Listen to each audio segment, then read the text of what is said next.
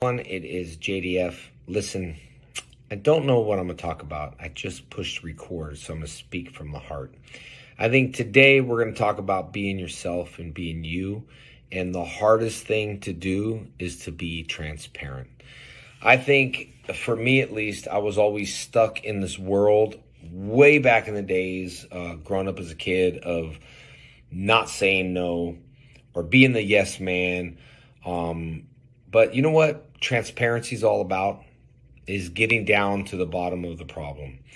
If you have an issue with someone, honestly, the best thing to do is just go and talk to that person, confront that person, not confrontation. There's a difference. Just confront, be transparent, and ask them, hey, instead of all the gossiping and all of this and all of that, is there an issue that we're having, or is there a problem? And then you can work it out. So sometimes I think people aren't transparent. And I know we all have to wear a mask in life. I know that. I get it, because you can't say how's your day going? You're going to be like, my day's crap. How's your day? I get it. We all have a mask. But at least being transparent and being a man of your word. Those two things, I think, will make you the toughest, biggest, baddest man or woman on the planet. Is because, number one, you can't buy trust. You can't buy your word. If you break it, it's broken. No one's going to believe in you. No one's going to trust you. So that has to be built from the beginning. If you say something, you got to do it. Just don't say it because it's getting you out of a situation. If you say it, then do it. That's your word, right? It's gold. It's priceless. You can't pay for that back.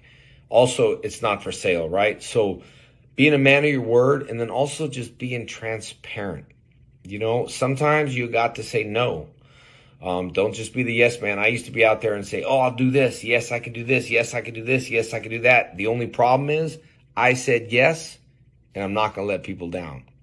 So that's where my issue was back then. So I learned just now to be you, but also be transparent, be a man or a woman of your word. If you say something, then do it.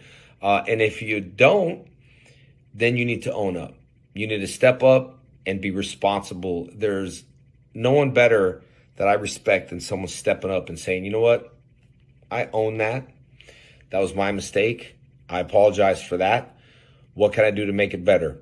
Sometimes we got to own up to our mistakes, and there's a lot of people that don't do it. So that's what I think we're talking about, is being a man of your word, being transparent, and just own up on your own BS. You know what I mean? All right. That's all that's on my heart. What's up, everyone?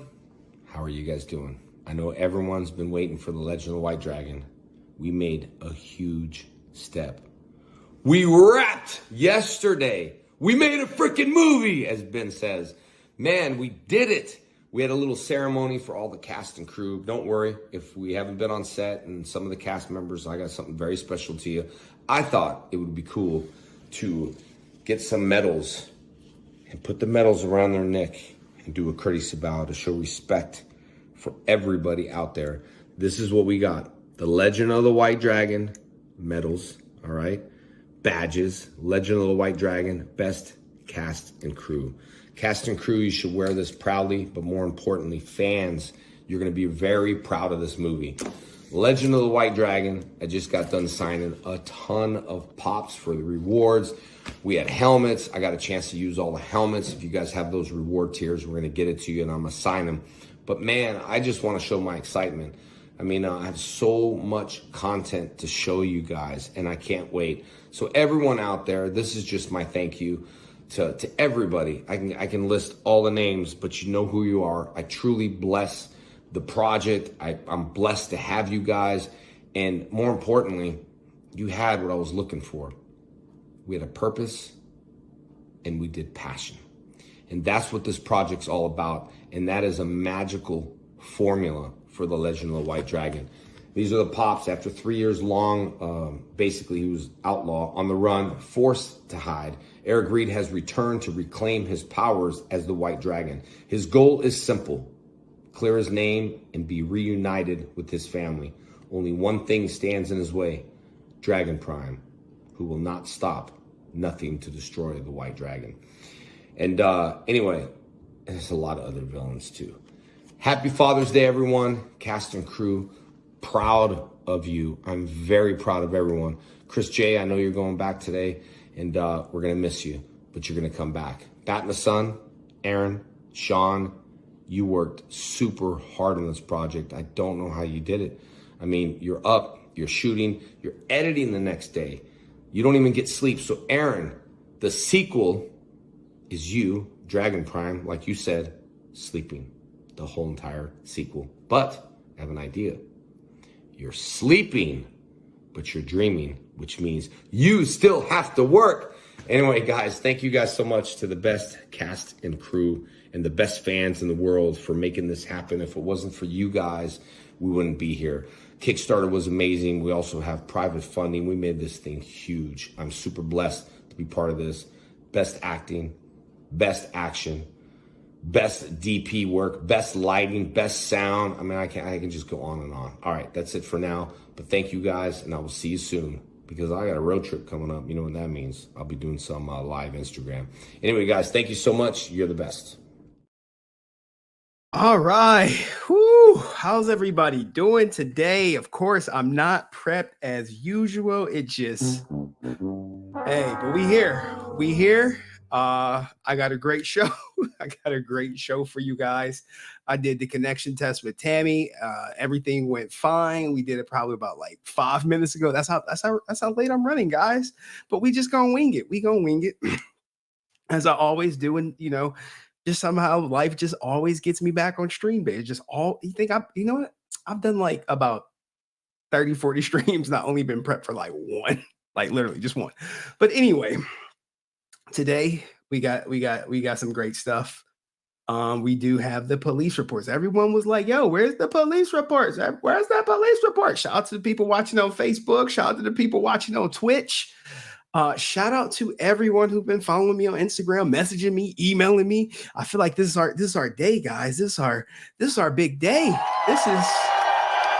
This is what we all been wanting. You say, hey, you know, get this, get that, get this, get that, get the police report. I'm like, oh, all right, I'm gonna try to get the police report. And then, you know, I was, you know, going back and forth. They're like, hey, you can't get the police report. You got to go up. I go up. Hey, you still can't get the police report. Hey, you got to go up to the attorney general. I'm like, God damn, they like attorney general. So I'm like, all right, let me just chill at the attorney general. I stopped. I'll be honest. I stopped. And then out the blue, I get an email saying, hey, police reports attached. And I'm like, oh, police reports attached. Here we go. It's attached, guys. And then I look and it's like the wrong report. I'm like, oh gosh. And of course I do my due diligence. I say, hey, you said the police report was attached. It wasn't there. Can you send it? And it was just like, nope. Anywho, but we are here, guys. And y'all like, Henry, no way in hell you got the police report. No way. Not you, a YouTuber, a fake investigator, police report. I don't believe it. They're like, I don't believe you got the goddamn police report. I'm like, dude, look. Why? Look, you know, I lie about a lot of things, right? I do. But this ain't one of them, guys. You know, I lied to my daughter. I told her, look, if she watching, maybe she watching me. I told her Santa Claus came. I told her Santa Claus ate the cookies.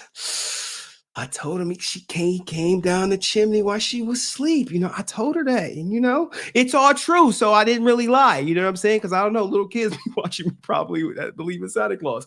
But anyway, look, we got it. Look, y'all like, Henry, where is it at? Where's it at? I'm like, okay, guys, look, I'm going to show it to you real quick. There you go, right there. This is one of four. One of four. And this is a supplemental report. This is from the sergeant. That's right. Sergeant who oversaw the scene. But don't worry, guys. We're going to get there when we get there. So now you know proof of goods, proof of service that is about to be rendered. And I just want to say, you know, this is, would y'all say this is the end of the JDF investigation? You know, after tonight, I've officially shown you everything. If you've been here with me from day one, from when I was ranting, from when I was losing my voice, from when I was going crazy on Tammie, then You've seen everything. And, you know, but what else do you guys want to see outside the police report? What else? What else do you guys want to see? This was kind of a bit of a passion project for me, guys. It was the 3 P's: the purpose, the passion, the profit. But independent on which JDF stream you saw, there might be the 4th P, which is persistent. You know, you got to be persistent. I think I embodied his P's. I think I've embodied the P's. Hopefully you all do. But from this, you know, maybe men speak up a little bit more. You know, maybe we start talking just a little bit more. We stop holding everything in. But you know, because sometimes you have no idea what a person is going through, what a person is fighting, their internal struggles. It's a lot of people going through a lot of different things, and check on your strong friends. Check on them. Hey, how you doing? What you been up to? I ain't heard from you in a while. You've been looking down. You know, check on them. You really never know. Who's messaging me right now? Sorry. Let me silence all your phones, guys. Silence all your phones out there if you watch it.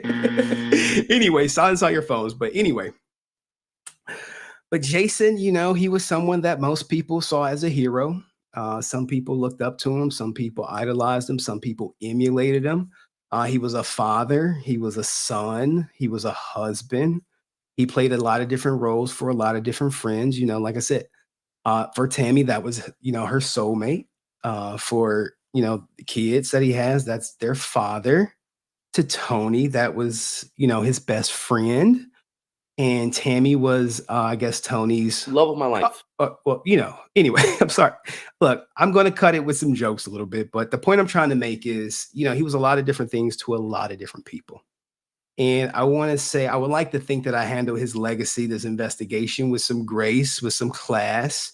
I don't think nothing came up that tarnished it or besmirched him in any way. You know, he's a man. We all have our own flaws. But, you know, sometimes what happens, you know, a person could do so much good and then they'd be like, well, that one thing. But, you know, with Jason, I think it was a lot different because he did so much good, like generations after generations. Look, my daughter saw him.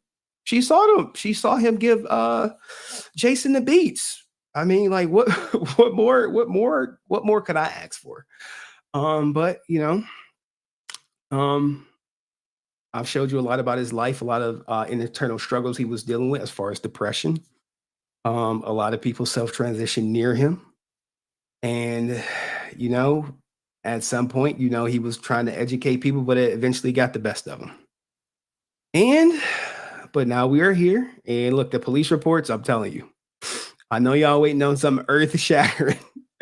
And for a minute, I was too. But you're not going to see nothing earth shattering, I promise you.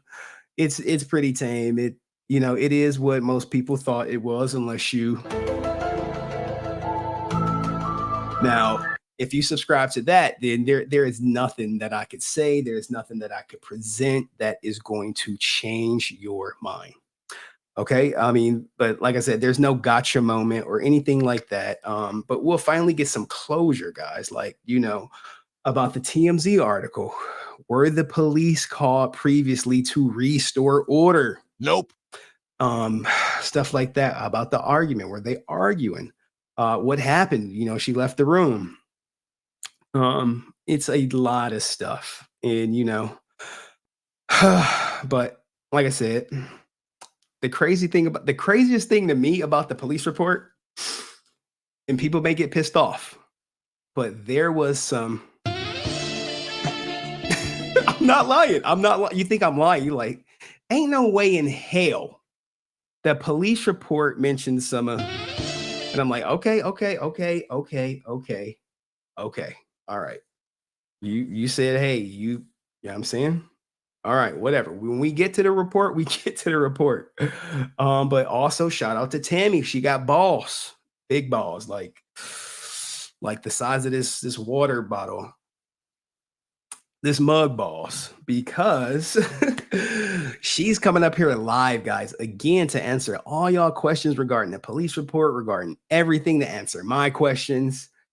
Basically kind of like last time. She, hey, throw her whatever you got. And, this would likely be the last live stream, not because, the relationship is sour or anything like that, but it's like, at what point do you just be like, yo, you've said enough. You said enough.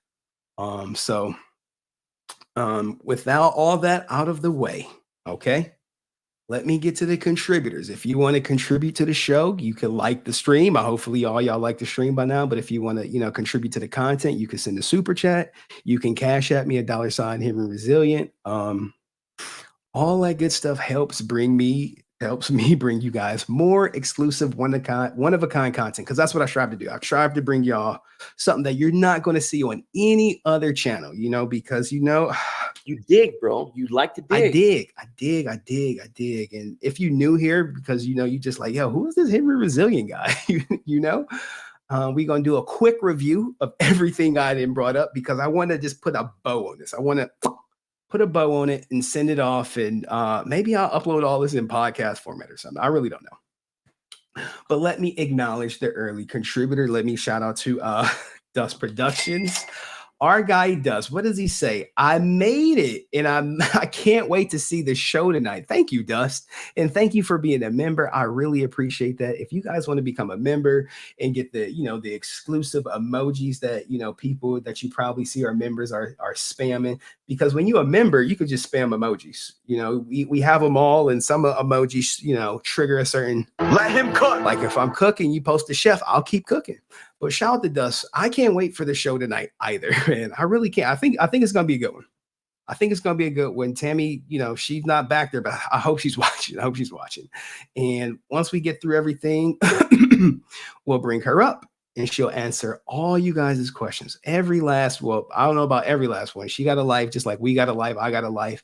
Everybody has a life, and we're in a way celebrating JDF's life and giving closure to a lot of fans. Someone said they love the emojis. I appreciate all the members, guys. If you want to be a member, the link to that is in the description. And like I said, in the future, there will be member-only streams, member-only content, member-only posts, member-only features that only members could access. But without further ado, guys, and yes, today we are dealing with nothing but facts over feelings. As Cheyenne said it, facts over feelings. And I see people are asking about Brent. Brent's at work, guys. Once I drop the live stream, he'll pop up. He'll escape, whatever work he got going on, and he'll pop in and give his 2 cents. And last live stream, he called y'all out. He said y'all some suckers for not y'all talking crap in the chat, but won't get on the live stream and debate his facts. So who's gonna step up to the challenge? I know some people email like, no, I'm coming up today. Okay, when I drop the link at the end, I hope you keep that same energy, because that's what we want you to do. So let's give like a little history, guys. If you new here and you ain't been here from the beginning, we're gonna do a quick run through. Oh man, the quiet storm. I see. Look, man, there's been a lot of crazy stuff going on, but look, I'm not gonna get into it. Let me show you the history, guys. The history, guys, of what I've uncovered, what I've done so far. Hopefully, this might be a review from y'all, but we're gonna go quick. Then we're gonna laugh. We got a super simp story coming up. Look, if you thought someone paying $150 was a lot for a picture, what if I told you someone paid more? Okay, you have that. We also gonna do the recap. Like I said, we're gonna discuss the first 2 reports. We're gonna talk about a man who met his girlfriend's family tonight. It's all related. And then we're gonna go through the final reports. Excuse me. A little gassy today. And then we're gonna bring Tammie up. I don't know how long she's gonna stick around. She's gonna answer some questions. If you posted your questions on that that community post, they're more likely going to get asked, or you can send a super chat or whatever you want to do to try to make your question stand out. All right. So without further ado, let's get into the kind of like the review, guys. Kind of like this. You guys remember this, right? You remember me doing this. This was the first stream that created it all. This was the first one that created it all. Death and divorce. Man, was that salacious? Was that salacious or what? I basically went over, hey, they were going through a divorce. I showed you some documents, how divorce impacts a man's psychology, and you more likely to delete yourself. Okay. So it can happen, and it is on the verge of happening to someone else, I believe, but we'll save that for another day. Then we did the expose. This is me when I got the court docs. It basically said, hey, Jason was not going to look bad in this divorce at all. He had the prenup. I lost my voice talking crap about Tammie. I was going all the way. Well, not crap. I made no allegations, and you would not find any allegations in any of my live streams. So there's that. So look, let's keep going. Death certificate. Y'all was like, hey, where's the death certificate? Because you had the, you're like, it's a conspiracy. The person who, took out JDF, took out JFK, it's the same guy. Some guy came up and said that literally live. They said this live. And I was just like, holy crap. But hey, people think what they want to think. And that was that stream. We went over the death certificate. We discovered that JDF was trying to get custody of his grandson. Okay. He was like, hey, they were, even though they were separated, they still were trying to get custody of the grandson. All right. You're like, the grandson? Yeah, the grandson.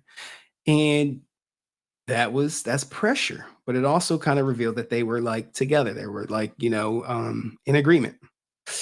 Then we had who gets it all, guys. You remember who got it all? Jenna got it all. He left everything to Jenna. I showed you the probate, and Jenna was transferring it to Tammie, right? We went through that. Then Francis, she was like, hey, I'll do an interview with you. Like, I think Francis may be starting the OnlyFans, guys. Don't hold me to it, but I think so. I don't know. I ain't heard from Francis all day. She's been dodging me like a bill collector.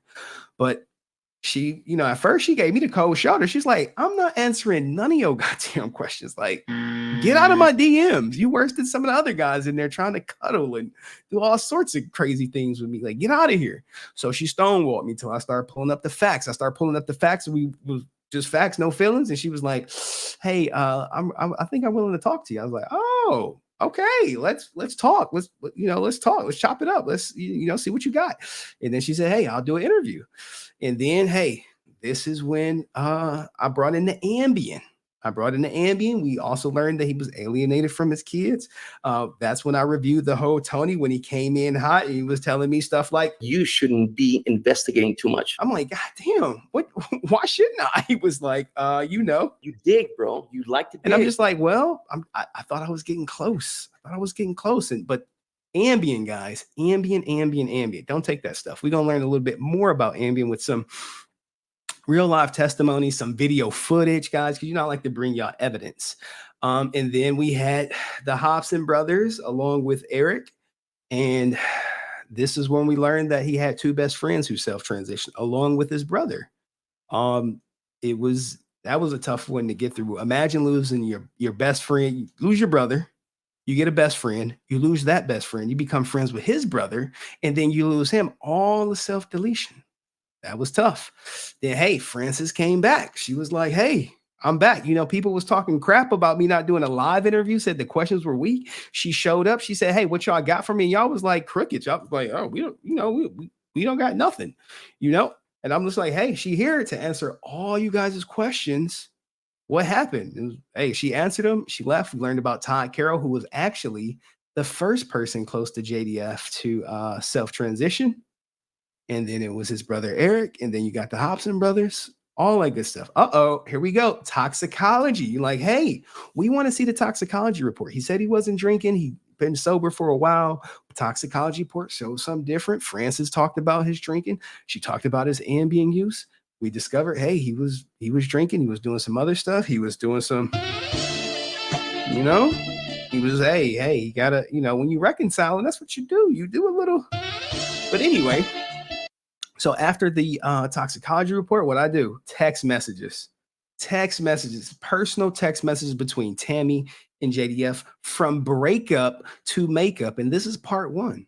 This is part one where you start seeing him making some better decisions, getting help, getting therapy. He writing their love letters. He talking about all that good stuff. And, that stream was crazy. Then we have, the flat earthers checked in on this one. This when they got their own sound effect. This is when they got exposed, and then, you know, after this stream, that's when they turned into a fan group. But this was part 2 of his final text message. He was eating that nasty ass Nutella churro, you know, that they do out in Texas. Hell no, I ain't eating that ish.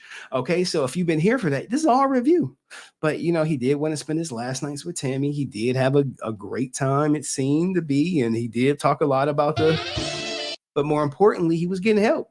He was coming clean, you know, he did a lot of stuff, a lot of, you know, ground he covered right there in a short amount of time. And then we got the exclusive interview. This was the pre-recorded interview. And Tammie just let it loose. She was like, yeah, I know it was a, you know, kind of like a connection test. I know I didn't have makeup on. I know I was smoking like a chimney. I know I cried. I know I stepped away. I came back, but put it out there. It's the raw, unfiltered truth. Put it out there. I don't care. I don't care. And I'm like, okay, Tammie, I put it out there. Y'all loved it. Y'all ate it up. It was good. It was great. She answered a lot of questions in the, you know, in that interview. Then we had the highlights, just a kind of little recap before. This was a little recap before the live interview. And when she did the live interview, she literally sat here for about an hour, answered all y'all questions. She answered what's the difference between Pepsi and Coke, what she chose. She talked about eating nasty ass pickles and popcorn at a movie theater. She talked about how to spice up your, you know, she talked about a lot of stuff, answered every question. I couldn't ask for more. And now we are here. And now we are here with the police reports, guys. Police reports, police report, police report. And this is where we at. Now, hopefully some of y'all was here for everything. Maybe you wasn't. Maybe you ninja watching still. Maybe you don't want to say what's up. You don't want to make yourself known, but this is where we at.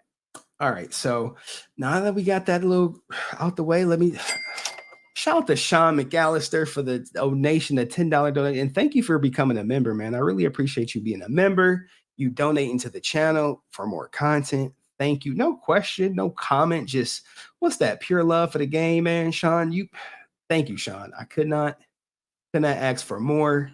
And you are today's sponsor. So let me put some respect on your name. And then we can I appreciate the donations. We'll get into the first story, guys, where you think paying $150 for a hug and a picture is a lot.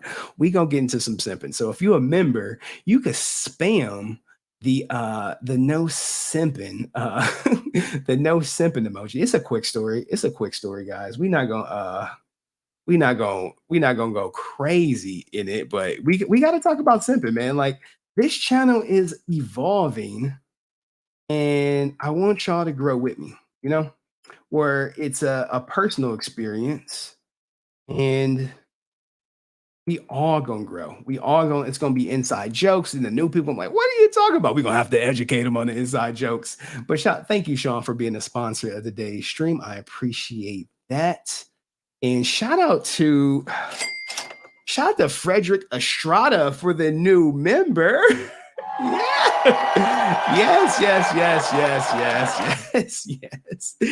Yes. Thank you for becoming a member. Make sure you spam them emojis, guys, because that's a perk. Look, no mod will ever time you out for spamming emojis. I promise you. That is, you know, a benefit of being a member. So thank you, Frederick Estrada, for becoming a member. And let's talk about simping, guys. Let's talk about simping. You know, we had a famous simping story, and that simping story just be flip, flop, flip, flop, flip, flop. I'm a simp. I'm not a simp. But anyway, this guy right here, right? I'm gonna put this up on the screen. And we're going to talk about simping just for a little bit. We're going to talk about, I see we got a legend in the house. We have Mr. You shouldn't be investigating too much. We have him in the house. Shout out to Tony. But we talking about a simp today, okay? And we're not talking about Tony, guys. He ain't no simp. But he does think Tammie is the love of my life. But anyway, so let's talk about this guy. You like, Henry, what the hell? Look, man, we got to make it entertaining. I don't want to be all doom and gloom and shit. And shoot.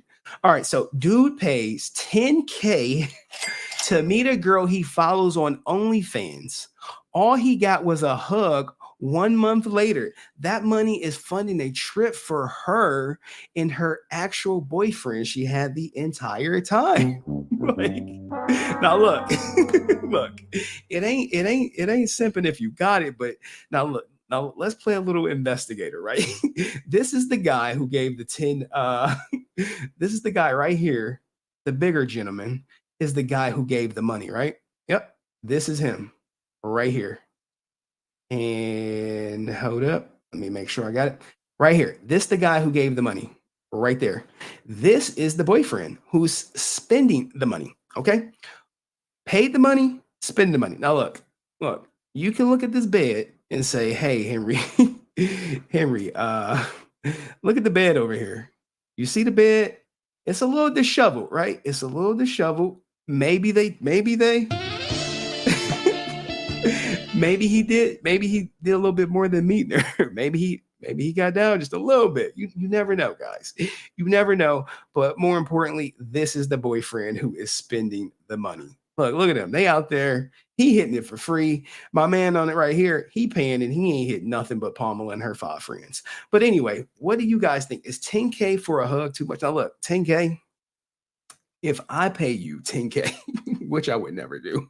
If I pay you 10K, it's going to be that. It's going to be, anyway, it's a family show, guys. It's a family show. It's a family show. But 10K, hey, look, he knew what he was getting himself in. Like, come on, man. Like, bro, 10K, you supposed to negotiate the terms up front. Like, hey, I'm going to send you 10K. And then, what does that guarantee me? She was like, nothing. Nothing at all. He was like, okay, I'll still give it to you. But anyway, guys, let's get into the police report. Y'all ain't come here to talk about simping. You didn't come here to talk about simping. I know. But before we get into the police reports, we have to talk about Ambien, guys. And the stream should be going a lot smoother. We're not doing that. We're going to talk about Ambien, the dangerous side effects of Ambien. All right, so we right here. We're going to watch a little video. We're going to kind of learn something, okay? Because this kind of comes up in the police reports a lot. And this is where it gets a little serious. We're going to learn about it. And let me check the poll to see how many people, not too many people have taken Ambien, which is great because it is horrible. Horrible. Plorable. Don't ever take it. All right, now a warning for people who take Ambien. A government report out this morning reveals dangerous side effects with the popular sleeping pill and its generic versions. Between 2005 and 2010, there was a 220% jump in visits to the emergency room. Dr. Holly Phillips is with us. Good morning, doctor. All right, so basically they're saying, hey, people are taking Ambien and then they're going to the goddamn emergency room. Okay, you never want to go from your bed to the emergency room. That's what you don't want to do. Okay. But she's about to explain what happens when people take Ambien, because remember, JDF was on Ambien during the live stream with Tammie. She admitted she takes Ambien. So think about this. So we've been talking about this, new warnings about Ambien, and now this record visit to hospitals. Why is that? Ambien and, of course, its generic version, Zolpidem, they are so prescribed, meaning outrageous numbers. 44 million prescriptions were filled just last year. So we have to. 44 million prescriptions were filled last year. And this is 2012, guys. And the reason why I got this old article, because guess what? It's still relevant to today. You like this? Oh, I'm like, look, it is still relevant to today. Assume even many more were written. So I think what's happening, what I find in practice, is that both doctors and patients now think of the drug as not serious just because it's so common. A lot of patients say, oh, I'll just take an Ambien. Everyone's on Ambien. But it is serious. Not me, though. Don't take it. Especially for women. And just in January, the FDA actually decreased the dosage for women by half. Why women? Yeah. You hear that? They decreased the dosage for women by half. Why women? It impacts women differently. Fair use. Yeah. Go ahead. Affects women different than men? It does. It really has to do with metabolism in the liver, and it stays in our bloodstream longer. 2/3 of those ER visits were actually in women. Mm-hmm. And, the other group that runs into trouble are the elderly, primarily because they're more likely to mix Ambien with other drugs. Now, look, we're not saying anyone old here, okay? We love the elderly. Take Ambien when I'm traveling overseas. What sort of bad reactions do people have? Well, some of the ER visits involved things like hallucinations, behavioral changes, things like agitation, and then the more bizarre side effects like sleep driving, sleep walking, sleep eating, where you're in this sort of half state of sleep, but you're also awake and functioning. Yeah. Okay, you hear that? Half state of sleep, but you're also functioning. It's like a high functioning sleepwalker per se. And we're gonna have some stories and then we're gonna get to the police reports. This is not funny, but I mean, someone I know said they ate a whole cake after taking an Ambien pill. I mean, they just kind of blacked out after. Didn't Francis talk about JDF eating that whole cake on Ambien? Crazy. Go through the live streams. True. People really are experiencing some severe side effects. But is that something wrong with the drug, or they're taking too much of the drug, or just people have different reactions to the drug? You know, what I think it is a lot of it has to do, 50% of the ER visits had to do with mixing the drug with other drugs. So you really can't take it if you're taking any pain medicines, any anti-anxiety medicines, or don't mix it with alcohol. Okay. Did y'all hear that? I'm going to rewind it so you can hear that. Okay. I'm going to rewind it so you can hear it. All right. It is a lot of it has to do, 50% of the ER visits had to do with mixing the drug with other drugs. So you really can't take it if you're taking any pain medicines, any anti-anxiety medicines, or don't mix it with alcohol. But really, I just advise we follow this mantra. Take the smallest dose possible for the shortest amount of time. It's not a drug to be used every day. Good advice. Thank you. All right. So that's just giving you some, the background. Now what we're going to do is we're going to show you someone on Ambien, guys. Someone on Ambien. And this is going to come into play because it's going to make sense with the police reports, because we know Tammie was on Ambien. And we're going to see, basically, we don't have video footage of her on Ambien, but we do have footage of someone on Ambien that basically mimics everything she was experiencing from the police reports the night of, he took his life. So fair use to ABC News. We're going to look at this right here. I'll make it bigger for you guys. And I'll dip off to the side just a little bit because I want you guys to understand this, how serious this is. Literally how serious it is. This year, Americans will fill about 60 million prescriptions for sleeping pills, including Ambien, the drug that made headlines last month when Carrie Kennedy crashed her car on a highway. Did you know that some crashed her car on a highway while on Ambien? Let that sink in. Sleeping pills can stay in your body for as long as 12 hours. So we wondered, when is it safe to drive? We wanted to see it firsthand. And tonight, ABC's Lisa Stark takes a groundbreaking test. You are looking at now look, this is impressive, right? Rarely do you have someone say, hey, I want to see the impacts of this drug on people and people driving. Rarely do they say, all right, use me as a guinea pig. I'll take it. I'll go drive. You can record me. Use it for science. This rarely happens. Okay. So let's see how this plays out. first test of its kind ever done in the U.S. Drifted off there for a second. I'm in a driving simulator, swerving all over the road, nearly hitting a pedestrian, barely keeping my eyes open. I'm not drunk. I'm testing another type of impairment, driving on the nation's most popular sleeping pill, Ambien, and its generic version, Zolpidem. There are cases all... Remember, this was found in Jason's bloodstream, and Tammie's on it also. So let's keep it going. over the country, those who pop the pill on the way home or try to drive too soon. And perhaps the most terrifying of all, this New Jersey woman had no idea she was even driving. She had taken Ambien and alcohol, gone to bed, ended up on the road. A frightening case of sleep driving. Hit something with your car. With 60 million annual prescriptions. 60 million, guys. You saw the woman on the road driving, had no idea she was even driving. I know I'm pausing it because I got to do it for fair use, but I want to kind of like hit these points home just a little bit for you guys. For sleeping pills in the U.S., there's increasing concern. That's what brought us to the University of Iowa and the nation's most sophisticated driving simulator. Researchers watch my every move. We can see the speed of your vehicle. We have cameras pointed at your eyes, and we're tracking the movement of your pupils. Big moment to take my sleeping pill. The drug is designed to act fast.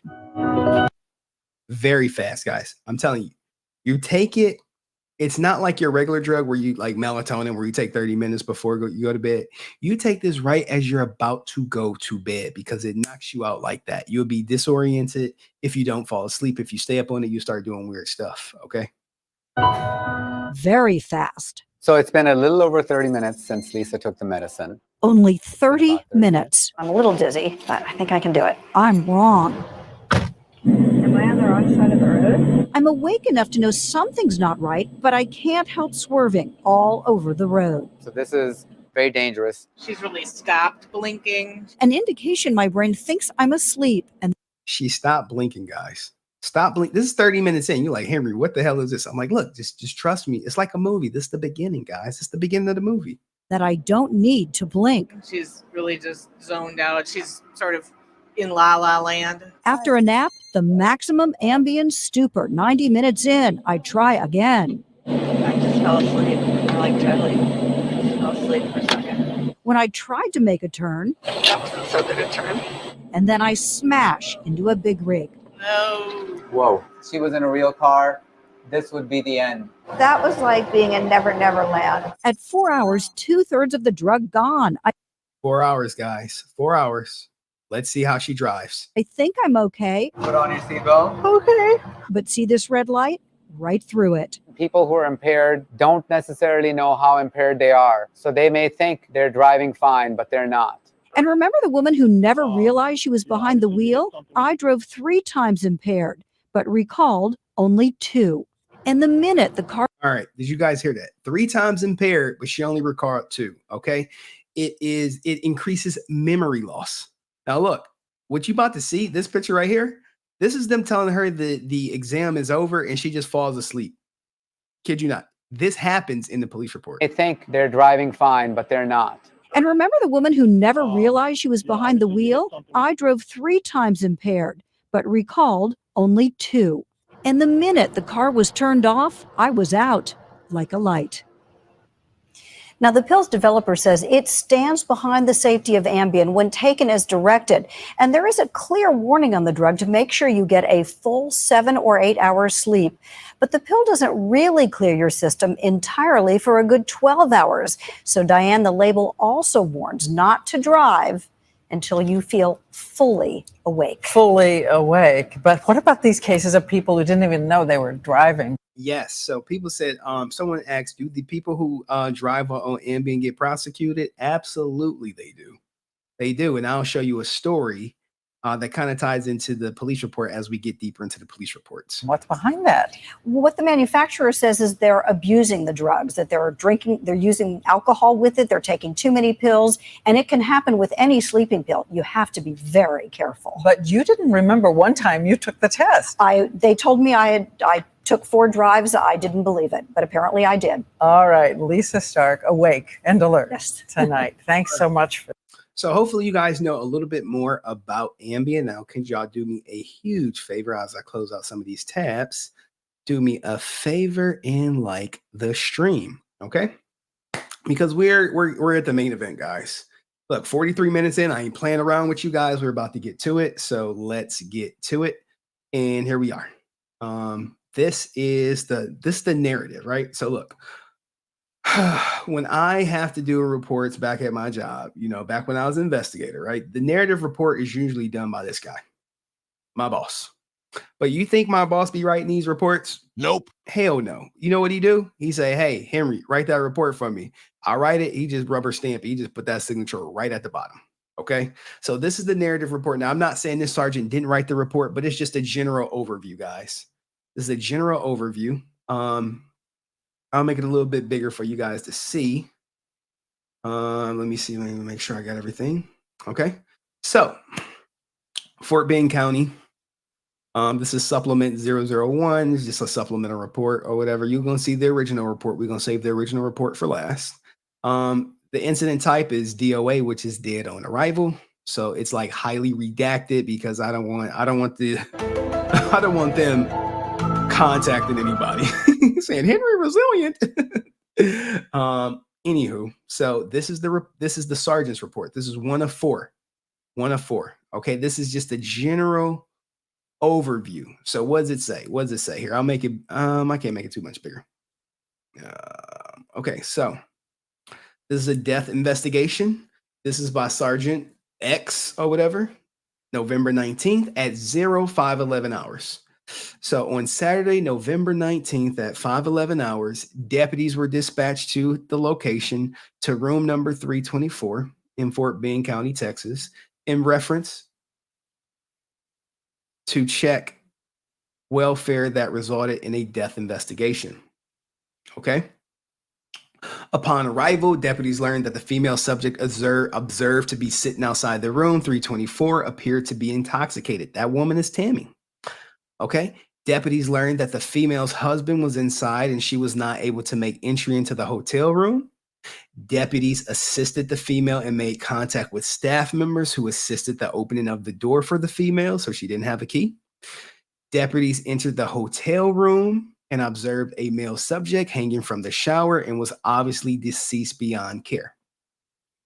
Deputies summoned community EMS to assist the female, who became visibly upset and was also believed to be on some type of medication, as well as an unknown amount of alcohol. So that is Tammie, who became upset, guys. All right, this is page 1 of 2. Page 2 of 2. Here we go. Deputies removed the female from the hotel to assist with calming her down and placed her in the backseat of a marked patrol unit, leaving the door open so she can get some air and smoke some cigarettes. Tammie be smoking. CID Supervisor Blank X was contacted and advised all the details of this call and sent Detective Blank to this location for additional investigation. So this is just the overview, guys. This is it. This is the end of the report. Okay, and then we go all the way down. We see page 2 of 2. So now we know that is it. So what do you guys think of that? That's just we just warming up. And shout out to Francis. What she say for the donation? I would never ignore the best investigator on YouTube and my #1 OnlyFans promoter. Yo, would y'all submit to? Look, let me run a poll. I know we here for JDF, and none of y'all really take Ambien, which is great. So let's do a new poll. Let's do one for Francis. And this is anonymous. So would we're gonna have a little fun? Would you subscribe to Francis OnlyFans? Give me a hell yes. Hell yes. No. And we'll just do that. All right, let's add those options. I mean, any other options? Look, people are already saying hell yeah. Hell yes, no. Let's ask the community. We're gonna have some fun here. You can vote. Thank you, Francis, for the donation. And look, y'all go subscribe to her channel. Here, I'll let's see if I could post her channel in the description. Give me a second. Moderators, can one of y'all post their channel in the description so she can get some subs over there? She posting content, but you know, she trying to get her OnlyFans audience up. I mean, look, y'all gonna be over there like, is that what y'all there for? Will it be like full or will it just be like risque? You know what I'm saying? Anywho, thank you, Francis. And that's her first super chat, guys. Like, shout out to her. And not only did she come in with a super chat, she took the sponsorship. She took the sponsorship. So shout out to Francis for sponsoring this. And we about to get right back into the police report. We about to get right back into it. Let me edit this and put it's Francis, baby. ITZFRANCISBABY. Make sure y'all go subscribe to her. And thank you for being a channel member. I appreciate that, Francis. Donating to the cause. Look, how did she go from hating me? Hating me to donating to the cause? Like, maybe I must have that impact. But anyway, thank you, Francis, for the donation. I appreciate you. All right, guys, let's keep going. So that was the sergeant's report, guys. Let's see how many people, like 60% of y'all out of 41 votes said yeah. So that's 41 people. Hopefully y'all all subscribe to her channel. Let's keep going, guys. Let's get into the first report. The first report of deputy number 3. Let me make sure. This is the wrong one. Redacted 2. Redacted 2. Uh-oh. Oh, no, it's not. It's the right one. All right, so let's share this tab. Okay, somebody got the saxophone. Y'all queuing it up for Francis. Francis, hey, look, man. OnlyFans, look, here's the thing about OnlyFans, right? If you are a woman, there has never been an easier time for you to make money. If someone was willing to pay somebody $150 for a hug, what do you think people will pay for? You know what I'm saying? A little bit more than a hug. You know, I'm saying, like, you should not be homeless with OnlyFans. You should not be broke if you're a woman with OnlyFans. You can sell feet pictures. Okay, you can sell feet pictures. Look, the internet. If you're a woman, money. Look. Francis is already talking about starting OnlyFans, and 47 and a good 20 somebody y'all like, yeah, I'll sign up for the OnlyFans. Okay, and don't forget about the ATM in between. Anyway, listen, family show. Look, Chanzo like, yeah, feet. I bought some feet pictures. Like, Chanzo, what you doing?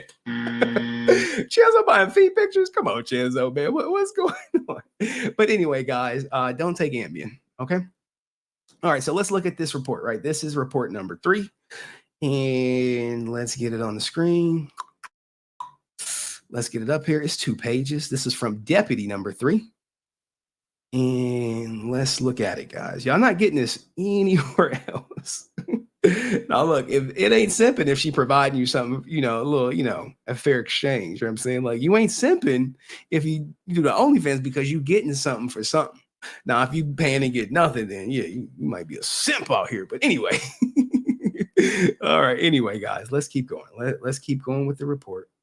Shout out to Francis, the sponsor. She's sponsoring the show, man. I gotta show love to my sponsors. Okay, so this is from a deputy. Okay, it's the same thing, guys. Same thing. This is from deputy 3. This is the night shift, and what does he say? Okay, everyone, just chill out and let's see what he says because he's the third one. All right, let me make it bigger for you guys so you guys can see. So y'all ain't like, what the hell, Henry? What you reading? All right, let's see if I can make it just a hair bigger. There we go. All right, so this is a death investigation on Saturday, November 19th, around 5:34. I see Blake getting a little too wild. Anyway, look, guys. All right, we on the police report. Deputy Blank, that's his name, was dispatched as backup to 324. He's back on track to Texas in reference to a dead on arrival. So upon my arrival at 5:35, he's saying I met with Deputy 1 and Deputy 2 on the second floor where they were escorting a white female to room 324 on the 3rd floor. The white female was later identified as Tammie Frank, and hereafter will be referred to as Tammie. I remember having to write that. When you come across somebody with like a name, you'd be like, okay, this person is called this, and here on after we're not gonna say their long name. We're just gonna say something short, and that's how you kind of do it. Reporting party was Lola. Okay, Lola reported it. Also with us to allow entry to the room. So Lola reported it and gave him entry to the room, and Lola will be hereafter referred to. Okay. Lola let Deputy, I believe 2, and himself into the room. Upon entering the room, Deputy 2 stated the bathroom door was locked. I knocked on the bathroom door, announced myself. I got no response. I asked Lola if she had a key to the bathroom. You guys see where I'm at? Asked her if she had a key to the bathroom. I'm right here. Lola stated she did and would be right back. While I waited for Lola to return the key, I held the door open and kept an eye on Tammie. Tammie appeared to be under the influence of some type of drug. Large amounts of pills were observed inside the room. Lola returned with the key and unlocked the door. Upon entering the bathroom, I observed white male, slumped on the ground, straddling the shower door rail. The white male was later identified as Jason Frank and will hereafter be referred to as Jason. So he comes into the room. They get access to the bathroom. Jason is in the bathroom, expired. Okay, he says, I observe. Remember, you have to use those I observe statements when you write these reports because this is about what you see. What did you see? What did you hear? I observed Jason not to be moving. I observed lividity in Jason's hands and thighs. I also observed drool hanging from his mouth. I informed deputy number 201. Jason was gone and told him about the lividity. Deputy pointed out that Jason had hung himself. I observed a blow dryer cord wrapped around Jason's neck with the other end being tied to the top of the shower door rail. Okay, so there you have it. And this is very sad. And I want to bring up lividity. If you guys don't know, lividity is when I believe it's black and blue. Okay. Lividity, was it lividity in death? All right, here we go. So we're going to share this tab real quick. What is lividity? Lividity refers to a bluish and purple discoloration of skin after. It's a common sign associated with livor mortis, one of the 4 parts of mortem signs of death, along with parlor mortis, algor mortis, and rigor mortis, which is probably what everyone is familiar with. I can make it a little bigger for you guys so you can see. So that was lividity. Okay. So let's get back to the report.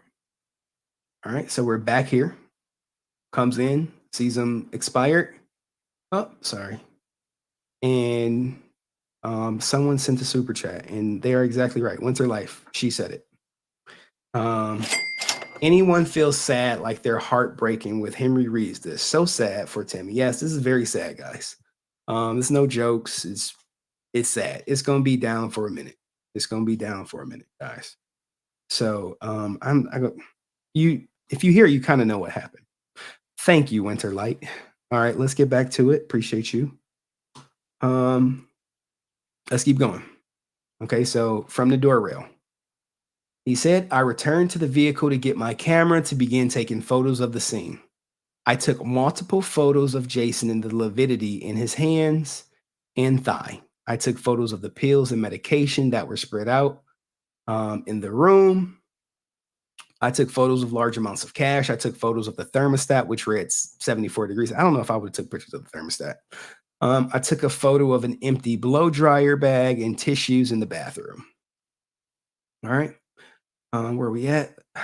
Man, this is what you guys wanted. This is kind of like his last. This is what the officer observed. Okay. Okay.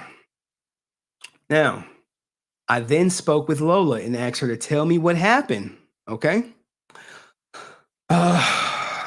Lola stated she observed Tammie sitting and walking around the hotel. Lola stated Tammie to be appeared out of it or under some influence of something. Lola stated she asked Tammie multiple times if she had a room at the hotel. Lola stated Tammie told her she was meeting her husband here. Now, the crazy part is at this point, we already know she met her husband here. So there goes that memory loss. She's thinking coming in here fresh, like, oh, I'm meeting my husband here. And they like, lady, you already checked in here. You already met your husband here. This is impact of Ambien, some other stuff. We're about to go see it. Lola stated she observed Tammie walk outside and begin climbing onto a motorcycle that was parked outside the door. Okay, so now she's like, hey, I'm here to meet my husband. And she goes from I'm here to meet my husband to I'm about to hop on my husband's bike. This is that Ambien stuff. I'm telling you, if you can't actually tell me this ain't like Ambien induced, alcohol induced at 2 o'clock in the morning when this happened. Okay. Lola stated she stopped Tammie and to prevent her from driving. We're right here if you're reading it. Lola stated she eventually called the police after she called her manager and informed her about the situation. So she like, look, I got this woman walking around. She said she here to meet her husband. Then she's trying to get on the bike. What in the hell is going on? boss say, call the police, because typically, like, this is what you do. You call the police. Okay. Lola stated police eventually arrived on the location and began helping Tammie find her room and her husband. Okay. So now that they like, hey, we like, I hate to do it, but they like, what is going on? Where's your room? Okay. What is going in? All right. I gotta make sure. I asked Lola, what time did Jason and Tammie check in? Lola stated Jason and Tammie checked in the day before in room 215 at 9:24 p.m. If you don't know military time, this is how I used to have to write my reports. That's how I'll know military time to the day I die. Hours in room 324 at 9:26 hours. Okay. Lola stated Jason and Tammie were supposed to check out at noon on that day. Okay. On the day he passed. Lola mentioned she also received a noise complaint from room 322 about the noise coming from 424. Okay. Lola stated she got the complaint about 2:47, 3 o'clock hours. Lola stated she made the phone call to room 424. I know this is so like Lola stated. And it is redundant. Okay, it's redundant, but this is how the reports are. They just want the facts. There's no feelings. Maybe if I was writing a report, I would say she explained that she got a noise complaint around this, but stated is stated. Okay. Okay, so she, let's keep going down. Okay. All right. Let me keep going. Where I'm at. Hold on. At 424. Lola stated a male answered the phone at 424 and informed him of the situation. Lola stated that the male stated she had the wrong room. He like, look, there's no noise up here. Lola stated she went to room 324 and heard noise coming from the inside, but did not knock on the door. I don't know what noise she heard, but we may find out a little bit later. Lola stated she went back to the lobby and called 324 a second time, but did not receive an answer. I asked Lola, this is from the deputy, if she had access to security footage. Lola stated no, but the general manager did. Okay. Lola gave me a general manager's card, which I gave to deputy number 1. Okay. Now here we go. This is where it kind of gets a little murky, but you'll see what happened. I logged some information, then spoke with guests at room 322. So this is the neighbor of 324. A black female answered the door at 322. She's going to be called Yolanda, and she's going to be referred to Yolanda. I informed Yolanda of the situation and asked her what she heard. Yolanda stated she heard a lot of shoving, things hitting the wall, and individuals arguing. Yolanda stated that they were away from the room about 2 hours to 4 hours, from 2 o'clock to 4 o'clock hours from the noise. I asked Yolanda if she heard anybody say, "I'll kill you" or "kill myself." Okay, this is very important. Hey, did you hear someone say, "I'm going to kill you" or "I'm going to kill myself"? Yolanda stated no, guys. That's very important. Okay, Yolanda stated no. I know people like, oh, well, they were arguing before. I was like, okay, maybe were they arguing? Because this next statement is a little bit different. Yolanda stated that she heard a board kept hitting the wall. Board kept hitting the wall. Okay, board kept hitting the wall. Now, I told you guys there was going to be some sex in this goddamn report. And I don't know about you, but if a board keep hitting the wall, we could probably guess what it was. Yolanda stated she could not provide me with more information. So Yolanda is likely where the whole arguing came up from TMZ. But at the same time, Tammie admitted that, hey, they had an emotional conversation, which was probably him going through a manic mode. argument, probably a miniature argument, which I know it is a miniature argument coming up. But at the end of it, we know it led to, you know, someone said cheek clapping. Look, we've all been there before. You have the argument with the one you love about something frivolous, and it ends up in some "I hate you" sex, "I love you" sex. You know, it happens. Okay. And I'm not trying to make light of the situation, but hey, the fact of the matter remains, Yolanda stated that she heard a board kept hitting the wall. Take it for what you want. So did they argue? Sure, maybe, more than likely. But what happened after? Someone said it. Angry sex. I was like, angry sex. Well, Tammie said love making, guys. Let's be fair. She said love making. Maybe they love making. Everyone's definition of love making ain't the same, you know. It could be angry love making. That's how people make love. That's how, you know. Anyway, let's keep going. Okay, let's keep going. Okay, I provided secure. Here, I'll make it bigger for you guys to see. I'll make it bigger. And we got Tammie coming up in about 25 minutes. So hopefully, Tammie, if you're watching, hit that damn link. So he said, I provided security until 0700 hours and returned to service. He later uploaded his camera files and all that good stuff. This is page 2 of 2. It's nothing really there. Someone said I skimmed over some stuff. Like, what would you guys want me to talk about? Put what you want me to talk about. I'm reading the chat now. I want to make sure everyone's clear on what this report says. I don't want no confusion because we have 2 more reports and then we'll bring Tammie up. All right. Muhammad said I skimmed over some stuff. So look, if you want me to hit on something, say it now or forever hold your peace before I go to the next one. All right. So basically, I'll summarize the report before I go through it. Angry sex. The body cam paragraph, there's no body cam footage. Here we go. I'll show it to you. Like, hey, the body cam. Okay, evidence collected. They're like, I want to see the evidence collected. Okay. Look, he said, hey, you skimmed over some stuff and didn't write what I skimmed over. So photos, he took photos. Here, I'll make it bigger for you guys. I want to make sure everyone's clear. His evidence collected. He took photos. There was no audio. There was no video.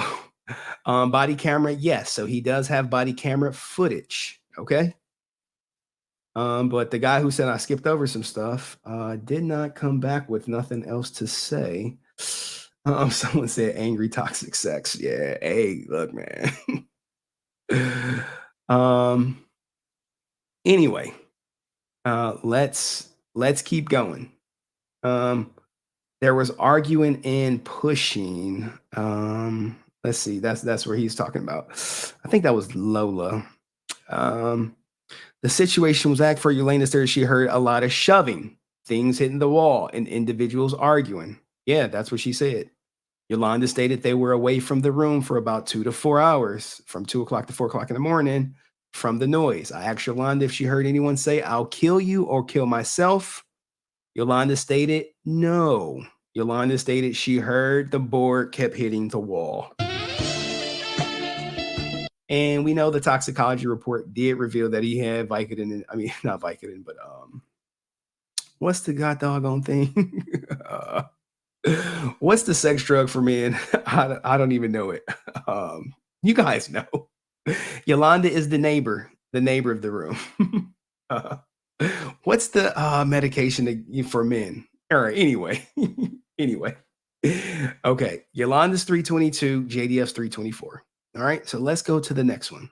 Okay, Viagra. There we go. Thank you, Viagra. He did have Viagra in his system, and Yolanda did say he was making love. Thank you, guys. Thank you. I'm like, I don't use it, so I'm like, I don't know what it is. The little blue pill, man. I could tell you a story about my grandma like drugging my grandfather to get hurt for the holidays. Like, I'm like, Grandma, he has a heart condition. She was like, Grandma. You free. She's like, look, I gotta get mine. Like, it still work. I'm like, okay, anyway. Too much, Grandma. Maybe I'll bring my grandma up. All right, so now that we had that, okay, let's get in further because look, we going through it.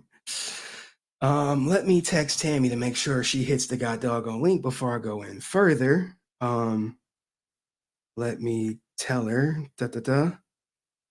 join the live stream. Because we got 2 more reports. All right. So there we got that. Boom. Now we have deputy number 2. We're about to get his story because we're going to get his account of the events. Yeah, my grandma freaky was RIP to my grandfather. He gone. But he was I'm like, Grandpa, you out. But look, you look. we ain't gonna talk about my grandma today. Shout out to her though. And they like in their 60s. He was 70. And look, I'll tell you this. Grandpa, he old school, right? He old school. And when I was a little kid, right? This is so off the rails. I saw Grandpa naked. Yes. Oh my God. It is like once you see it, you can't unsee it. Because Grandpa on Sundays, it would be his grooming day. He locked himself in the bathroom all day. Look, they got one bathroom. You use the bathroom before or you use the bathroom after, but never in between. But since I was a kid, I'm like, Grandpa, I gotta use the bathroom. I'm like, Grandma, like, don't go in there, boy. I'm like, Grandma, I gotta pee. I'm young. She like, okay, Grandpa naked, and he be grooming himself. And I'm like, Grandma, I gotta pee. I go in there, Grandpa naked, right? This is Grandpa. This is Grandpa, guys. Just hanging. Like, I'm like, Grandpa, what the fuck? I'm like, Grandpa, goddamn. I'm like, holy snap. And look, I'm froze. I'm just like, he like, boy, go use the bathroom. I'm like, holy shit. All right, Grandpa. So I'll pull out my little thing and I'm like, let me get out of here. Grandpa was hung like a horse. But anyway, shout RIP to my grandfather. But anyway, we're about Jason. All right, so let's keep going, guys. Y'all got me off on the rails. Talking about my grandpa, like hung like a horse. Literally. Okay, Tammie is in the background, guys. So she's watching. We got 2 more reports to get through, and then we're gonna bring in Tammie, and I got some questions for her, and then we gonna go. She watching. She don't got no cigarettes, but we gonna stay hydrated. All right, so let's bring up this report. All right, so we looked at the narrative. We looked at deputy number 3. Let's look at deputy number 2 and stop. Look, I don't know, how do we get on my grandfather? RIP to Grandpa, man. He taught me so much about life and not being entitled. So don't be entitled, guys. And them old men be having them horse joints, like looking like Mr. Ed shaving. But anyway, this is deputy number 2. It's the same thing. This is his recollection of the events. Okay. And deputy number 2, I believe, because I brought him up. Oh, we was talking about Viagra and my grandma drugging him for the new year. Like, what the hell, Grandma? Like, what the? Look, he already had hearts. I'm like, you trying to kill Grandpa? Like, what you trying to do? She's like, no, I'm trying to. Anyway, okay, so back to JDF. Okay, on this is his account, same kind of opening. 19th, 5:12 hours dispatched. The reportee called and said there was a female on location. Okay, under the influence. Can y'all see? Let me make it just a hair bigger for you guys. Kind of want you guys to kind of see it, kind of read along with it. And for the flat earth group. Too much joking. Okay. Serious. But I mean, I'm not trying to like make little of his death or anything like that, but I gotta break this stuff up, man. We ain't about to be here on some doom and gloom for like 2 hours. Dispatch advised the reportee called, and there was a female on location who appeared to be under the influence, swam back and forth on her feet. Dispatch advised the reportee to stand. Reportee stated that the female subject was sitting on the floor in front of room 324. Dispatch advised the reportee described the female as white, appeared to be in her 40s, blonde hair, wearing a pink tracksuit inscribed with Skyline Diving. Okay. Dispatch advised that the reportee stated that the female subject told she had taken sleeping pills. However, the reportee believed that Tammie had taken something else. Dispatch advised that the reportee stated that the female subject stated her husband was in room 324. Okay, so Tammie like, hey, he's in room 324, but he was not answering the door. Dispatch advised the reportee stated that the female subject was laying on the floor in front of room 324. So like, hey, we found her. She was on the floor in front of room 324. Okay. I arrived on the scene at 5:15. God damn, their response time is fast as hell. Anyone see that? He got dispatched at 5:12. Took him 3 minutes to get there. That's fucking phenomenal, man. Oh, I'm sorry for cussing. That is phenomenal. Okay. It made contact with the reportee Lola. Lola's the reportee. Lola was employed at the hotel. Lola stated she called because the female subject appeared to be intoxicated and confused and believed there was a possible mental illness with the female subject. So she like, Tammie, what? Tammie may be messed up, up in the head. I asked her where the current location of the female subject was, and she stated the female subject was still on the floor in front of room 324. So you have a disoriented Tammie sitting on the floor in front of room 324. Okay. I made contact with the female subject identified as Tammie, said her middle name, hereby referred to as Tammie. Tammie appeared to be intoxicated. She exhibited slurred speech, glassy eyes, lethargic movements. This is that Ambien, guys. Tammie stated she and her husband identified as Jason David Frank, hereby as Jason. Okay. It's 3 pages. We're going to get to it. All right. Now, another drug comes into the mix. So they having a good time. They drinking. And Ambien kicks in, and I asked Tammie if she had taken any medications, and she initially stated no, and then advised she took trazodone, 300 milligrams. Tammie stated she also consumed alcoholic beverage while taking the trazodone. Okay, so I looked up trazodone, and Ambien. Okay, together. Like, what happens when you take trazodone and Ambien? All right, I'm gonna share this tab right here. So what does this say? And we know she's taking alcohol too. So interactions between drugs using trazodone together with zolpidem, which is Ambien, may increase side effects such as dizziness, drowsiness, confusion, and difficulty concentrated. Some people, especially the elder, may also experience impairment, thinking and judgment and motor coordination. So she has this cocktail in her system of drugs, the Ambien and the trazodone in her system, and alcohol. And we're back right here with the report. Okay. I asked Tammie if she was diagnosed with a mental illness. She stated she was diagnosed with insomnia, which I don't think is a mental illness. Deputy number 3 arrived on the scene. Make sure it's 3. Oh, number 1. Deputy 1. Okay, yeah, Deputy 1 arrived on the scene. Okay, because that's the main report. As I was speaking with Tammie, Tammie stated she and Jason had separate rooms because Jason snored. So look, you've been dealing with this guy for 20 years. You know goddamn well y'all got separate rooms because he's snoring. Tammie stated the 2 rooms booked were 324 and 215. No contact was made at room 324, and I escorted Tammie down to 215. So now we know Jason was in 324. They find her outside of 324, and they take her down to 215 in an attempt to make contact with Jason because that's Jason's room. Okay. There was no answer at 215. So while they're down there checking 215, you can say he already did it. He's in the process of doing it. We really don't know. Lola advised that we needed to conduct a welfare check for Jason. Jason's husband. Lola opened room 215 with the master key, and myself and Deputy entered the room where we observed the room to be empty. So they go down to 215. They find her at 324. They go down to 315, and 215. They like, he's not there. Okay. Messed up and didn't delete his name.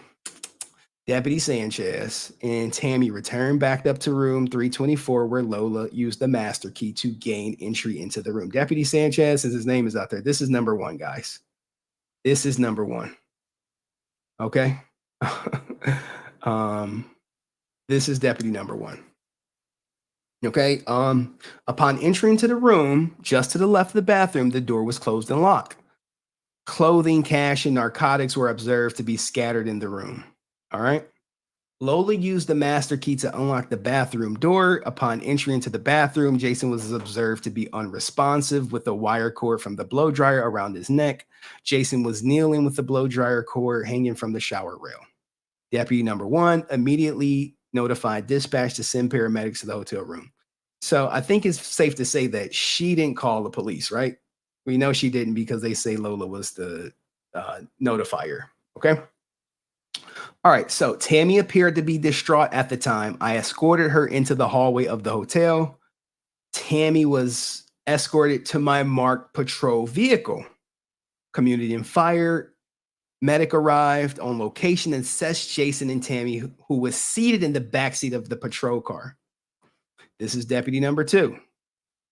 Medics were provided information about Tammie consuming trazodone and mixing alcoholic beverages. So she told them, or they assessed that, hey, she took trazodone and alcohol, which is a horrible combination. Tammie refused transport to the hospital. She said, no, I am not going to the hospital, which is pretty kind of smart considering like the circumstances. The last thing you want to do is go to the hospital. They're going to put you to sleep, pump your stomach, and then you're going to wake up and then they're going to tell you, hey, your husband's gone. And that's just what it is. So she stayed on site. I attempted to obtain information regarding the events leading up to the incident. Tammie stated she and Jason had checked into the hotel room on November 18th around 10 o'clock. Tammie stated that she and Jason went out to this place in Richmond, Texas, and I know they took an Uber. Tammie stated she and Jason returned back to the hotel around 2:45 and were involved in a verbal argument. So y'all like, what the hell were they arguing about? All right. Now, this is disoriented Tammie. Tammie stated the argument involved jealousy issue about Tammie dancing with other men at the bar. Tammie stated she did not even remember leaving the room 324, possibly due to being intoxicated. So they had the argument, and then they had, according to Lola, and then she left the room. And she said, hey, I didn't even remember leaving the room. I asked Tammie how was Jason's mood the last few days, and she stated Jason was in a good mood and everything that seemed to be going fine, which I showed you guys the text messages. He seemed happy. He seemed like he was getting help, and just out of the blue, no warning, no nothing, just decided to take his life. Y'all go back to the text messages if you really want to see that. Tammie did state Jason brought up some traumatic experiences he had as a child, but she did not go into details about what the traumatic experiences were. So this is me speculating, and maybe Tammie will shed some light. They had the argument transitioned to probably a manic outbreak of some sort.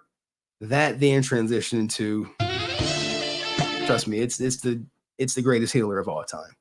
But Tammie also stated Jason was diagnosed with bipolar disorder and depression. Tammie stated Jason was prescribed medications, but unknown if he was taking medications as required. Tammie stated she did not know if Jason had been previously admitted to a mental health facility.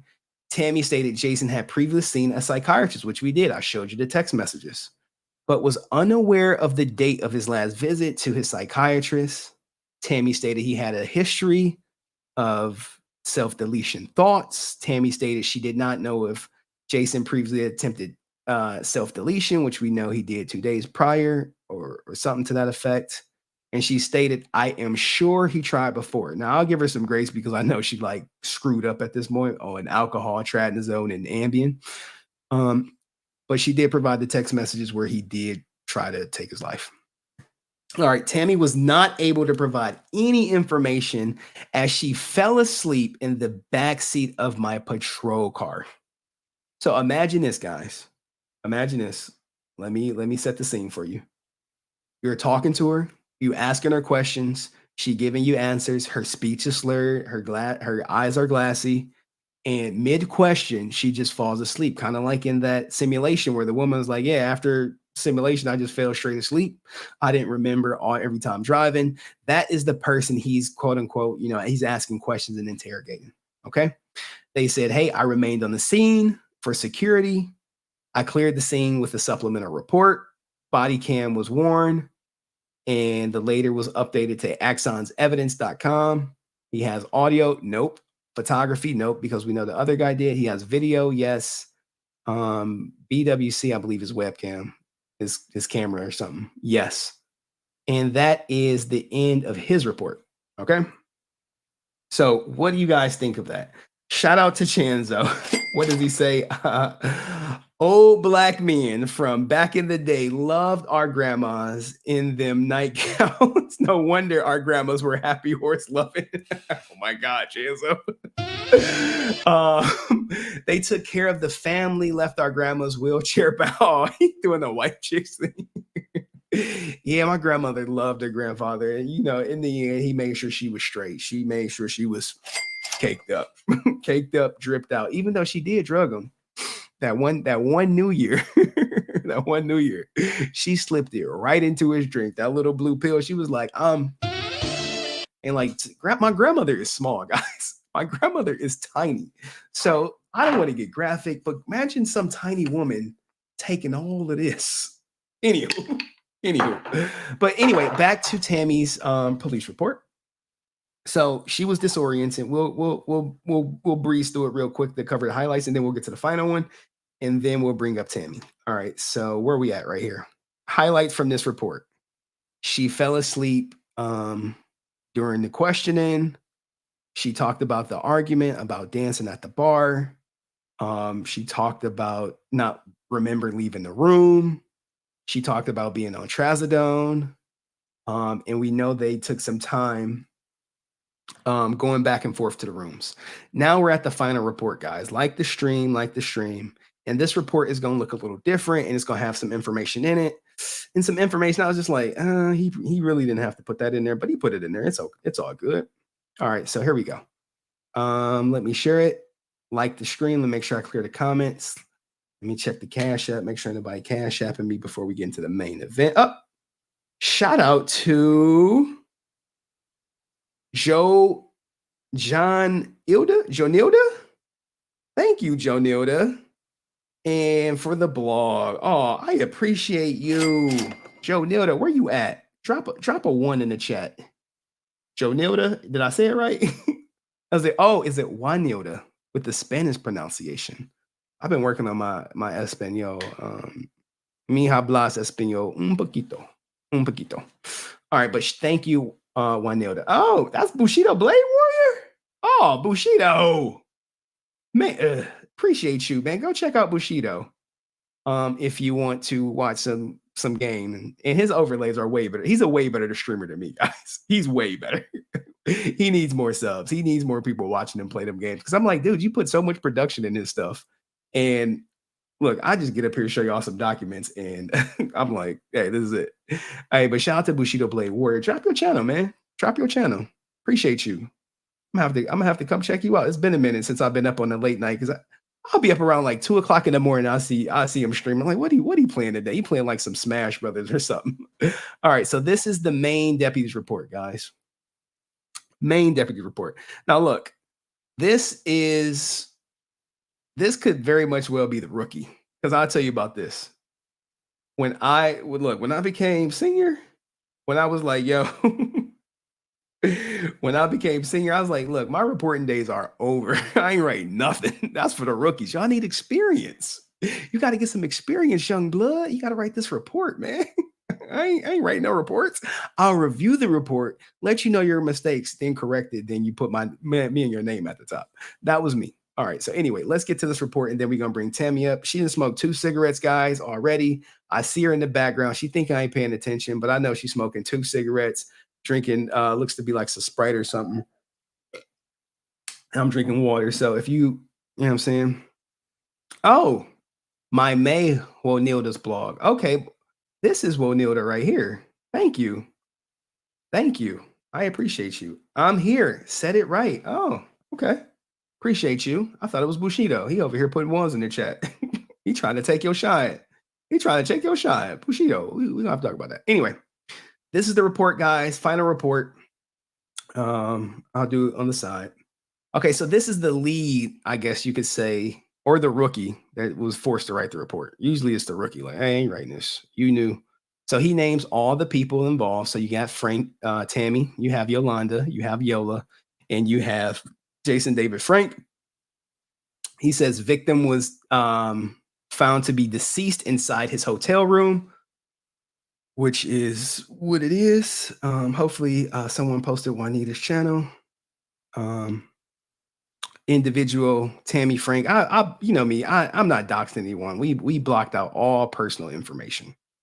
All personal information got blocked out. So let's go to their report. All right, where are we at? Okay. So this is the lead person's report. On Saturday, November 19th, they arrived at the location. Prior to arrival, reportee, which is Lola, advised that there was a woman later identified as Tammie who was sitting in the hallway ground and appeared to be under the influence of some kind.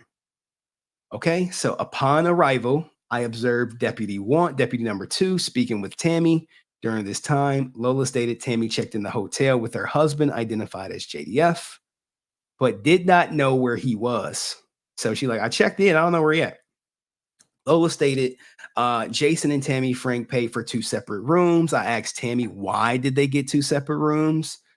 She stated she did not like the way he snored. Goddamn. Okay. I asked Tammie Frank if she knew where her husband, Jason Frank, was, to which she stated she did not. I asked Tammie Frank if 324 was her room. She just kept asking, is that the neighbor's room, pointing at the room next to her. So she's all disoriented, right? Deputy Blank informed me that Tammie Frank admitted to taking pills and drinking alcohol. I asked Tammie, why would she take pills and drink alcohol? To which she could state is, why not? So she like, why not? Now I've been in them places where I'm getting questioned by people. I'm like, dude, I'm out of it. Why are you trying to have a serious conversation with me? I'm like, dude, anyway. Yeah, sure, whatever. Yeah, whatever you said, man. You get out of my face. But anyway, at this point, she doesn't know that he's gone. She doesn't know that JDF is gone. Okay, due to the state of Tammie Frank was in, I informed Lola and Deputy Blank number 2 that I would attempt to conduct a welfare check in room 215. So this is more proof, guys, showing that, hey, they got there, they went to room 215, and then they went to room 324. After several attempts at room 215, I received no answer. I then returned to 324 and located and advised that he was not answering. So some time had to go past. I wish we had the time. The time he arrived, we know they arrived at like 5:15. The death was at 5:45. I wish we had some timestamps, but this is the report. Lola stated she did not leave because his motorcycle was still parked in the parking lot. I informed Lola that I needed her assistance in opening room 215 so we can make sure Jason Frank was not injured or hurt. Upon entering the room, Jason Frank was not on location and the room looked to be undisturbed. So undisturbed means fresh bed, fresh linen, fresh everything. Okay. We all then made back to 324 to check for Jason due to Tammie Frank losing her key. There it goes. The lost key, guys. She said it. The lost key. Lola was unable to open the door for us. Upon entering the room, we did not locate Jason Frank until I checked the restroom and found it to be blocked. So you go to check the door, it's blocked or locked. Locked. I informed deputies on scene that I believe Jason Frank was in there. Lola went downstairs. So now this is more time lapse downstairs to get the key. During this time, we all walked in the room and observed a large amount of cash sitting on the desk, jewelry and pills scattered throughout. Upon Lola returning and opening the door, I saw Jason Frank's reflection through the mirror. As it appeared he was sitting slouched over in the shower, I immediately called EMS to make location. But upon entering the restroom, I observed lividity again in his hands and legs of Jason Frank. I disregarded EMS. Okay, and what does he say? And called an obvious DOA at 5:43. So they get into the room at 5:43. Okay. Dang, I didn't block out this guy's name. That was deputy number 2. Immediately start taking digital photos of the scene. This is deputy number 3. Remember, he said, hey, I took the photos. I contacted Sergeant Blank and informed him of what we had. Deputy Frank was sitting at the door of the doorway, attempting to come to the room to see what was going on. But deputy prevented her from entering. So, hey, they like, hey, what's going on? She's like, what's going on? They say, hey, do not let her come back here. Do not let her come back here. I informed deputy at this time that Tammie Frank will be detained and take her downstairs per sergeant's orders. Due to Tammie Frank's emotional state and asking if Jason Frank was dead, I had EMS dispatched again for her. While on location, EMS Medic 93 made location to room 324 and confirmed him being DOA. All right, so I'm just going to like break this up. So basically, she's trying to get into the room. They say, hell no. Take your ass downstairs. They take her downstairs. That's where the other deputy was asking her questions, and then she fell asleep. Okay.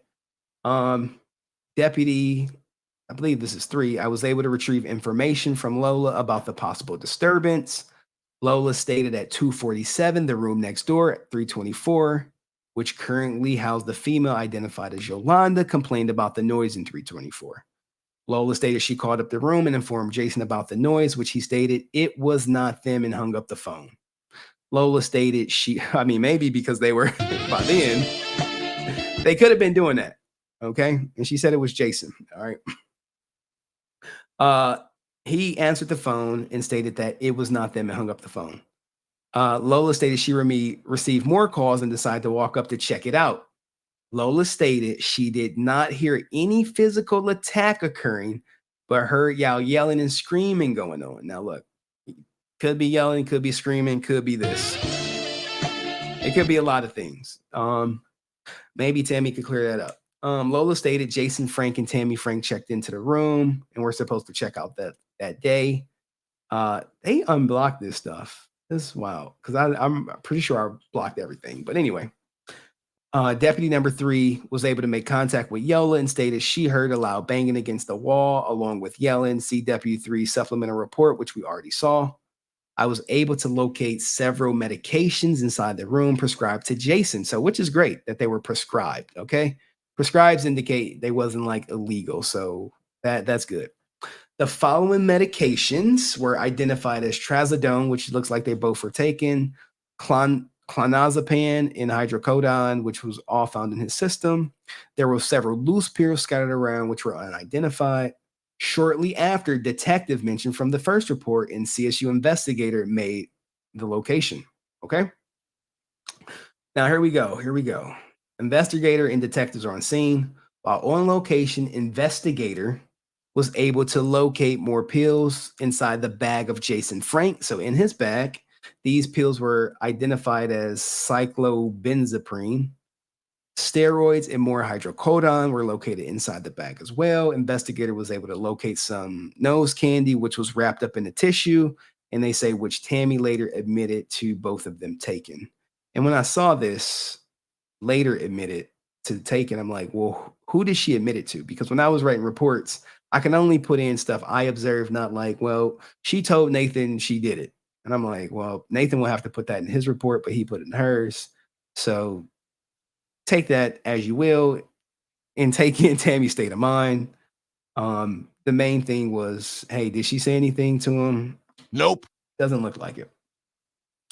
The cash on location was counted by the investigator and documented. Inside Jason's wallet, there was a bunch of money. Like, I can keep going through this, wrapped in 20s. The amount of cash was $6,700. Okay. I remained on location until the medical examiner arrived. Investigator blah, blah, blah, took several cell phones, location as evidence, along with the cocaine and alcohol. You know why they take the cocaine and alcohol? They test it. They want to make sure it's not fentanyl in there. That's exactly why they test it. They take it, and then you have your forensic drug test. I used to have a friend who did this stuff. He was like, I hated it. All I did was test for cocaine all day. The medical examiner took the study of prescriptions, took custody of Jason's driver's license, which will return to the state. All right. This is a lot to read, but we almost threw it, guys. It was decided that the cash should be given to Tammie Frank prior to leaving the location, and they had a responsible friend identified to pick her up so she does not drive alone, guys. There we go. Deputy 1, this is 4 of 5. Let's see what 5 of 5. Attachments, none. This is, I just want to go through the whole report to make up. I know people are like, hey, what evidence did he collect? I'll give it to you real quick. Audio recording and video recording was captured via the body camera. Audio, yes. Video, yes. BWC, yes. Okay. And this is the end of all the police reports. You saw all of them, guys. What do you guys think? What do you guys think? Before I bring Tammie up, anything y'all want me to go over? Anything? I can read the comments real quick before the state takes your license after death. Yeah, you don't want somebody walking around with JDF license like, oh yeah, look, man, my mom back in the day, if she found the license, oh my God, we were up. We were up for at least a month. We would get cable. We would go to Blockbuster. We would rent games that we wasn't taking back. We would rent movies that we wasn't taking back. We'll look, you get my mama ID, you about to be in for a world of hurt. And this is before identity fraud was like big. So any other questions, guys? It is very sad. I see somebody saying into that. I see Muhammad said, keep up the work. Thank you, guys. Thank you. You dig, bro. You like to dig. Anywho, I just want to know when Lola and Yolanda is coming on the show. You know what? I actually reached out to one of them and they clammed up. They fucking clammed up on me. But Tammie was down there for way more than 10 minutes, guys. As you can kind of see, like you can see that. All right, are y'all ready for me to bring Tammie up? Put a 1 in the chat for Tammie. Put a 2 in the chat for me to keep going over more stuff in these reports. 1 for Tammie, 2 for running through the reports.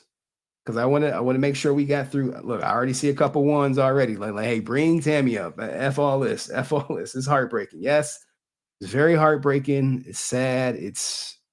But hey, y'all wanted this. Y'all wanted this. Hey, we want to see this. And shout out to everyone watching. It was no glitches today. Thank goodness. I mean, we ain't through it yet, but it was no lagging. I think I'll upload all this as a podcast or something. If you put a 2, put what you want me to see. Say, hey, what do you want to see? What do you want to see? What do you want to see? 2 question. Ask her how was her skydiving trip. I planned on doing that. I actually did plan on doing that. I mean, because it's only so much we can ask her. I can't imagine her remembering too much if she didn't leave she didn't even remember leaving the room. So you're like, hey, grill her. I'm like, hey, I can grill her. She say she don't remember what you want me to say. But I do got some questions for her. All right. So without further ado, looks like the ones have taken it. We got some fake Jason Meekins in the chat. Oh, I forgot, guys. I do have my trolls. They watching me like this. They like, I hate you, Henry. I hate you and your content. I hate your channel. I hope you lose. Fucking haters. All right, guys, let's bring up Tammie. Y'all ready? All right, let's give her a warm welcome. Oh, man, this is crazy. All right, let's.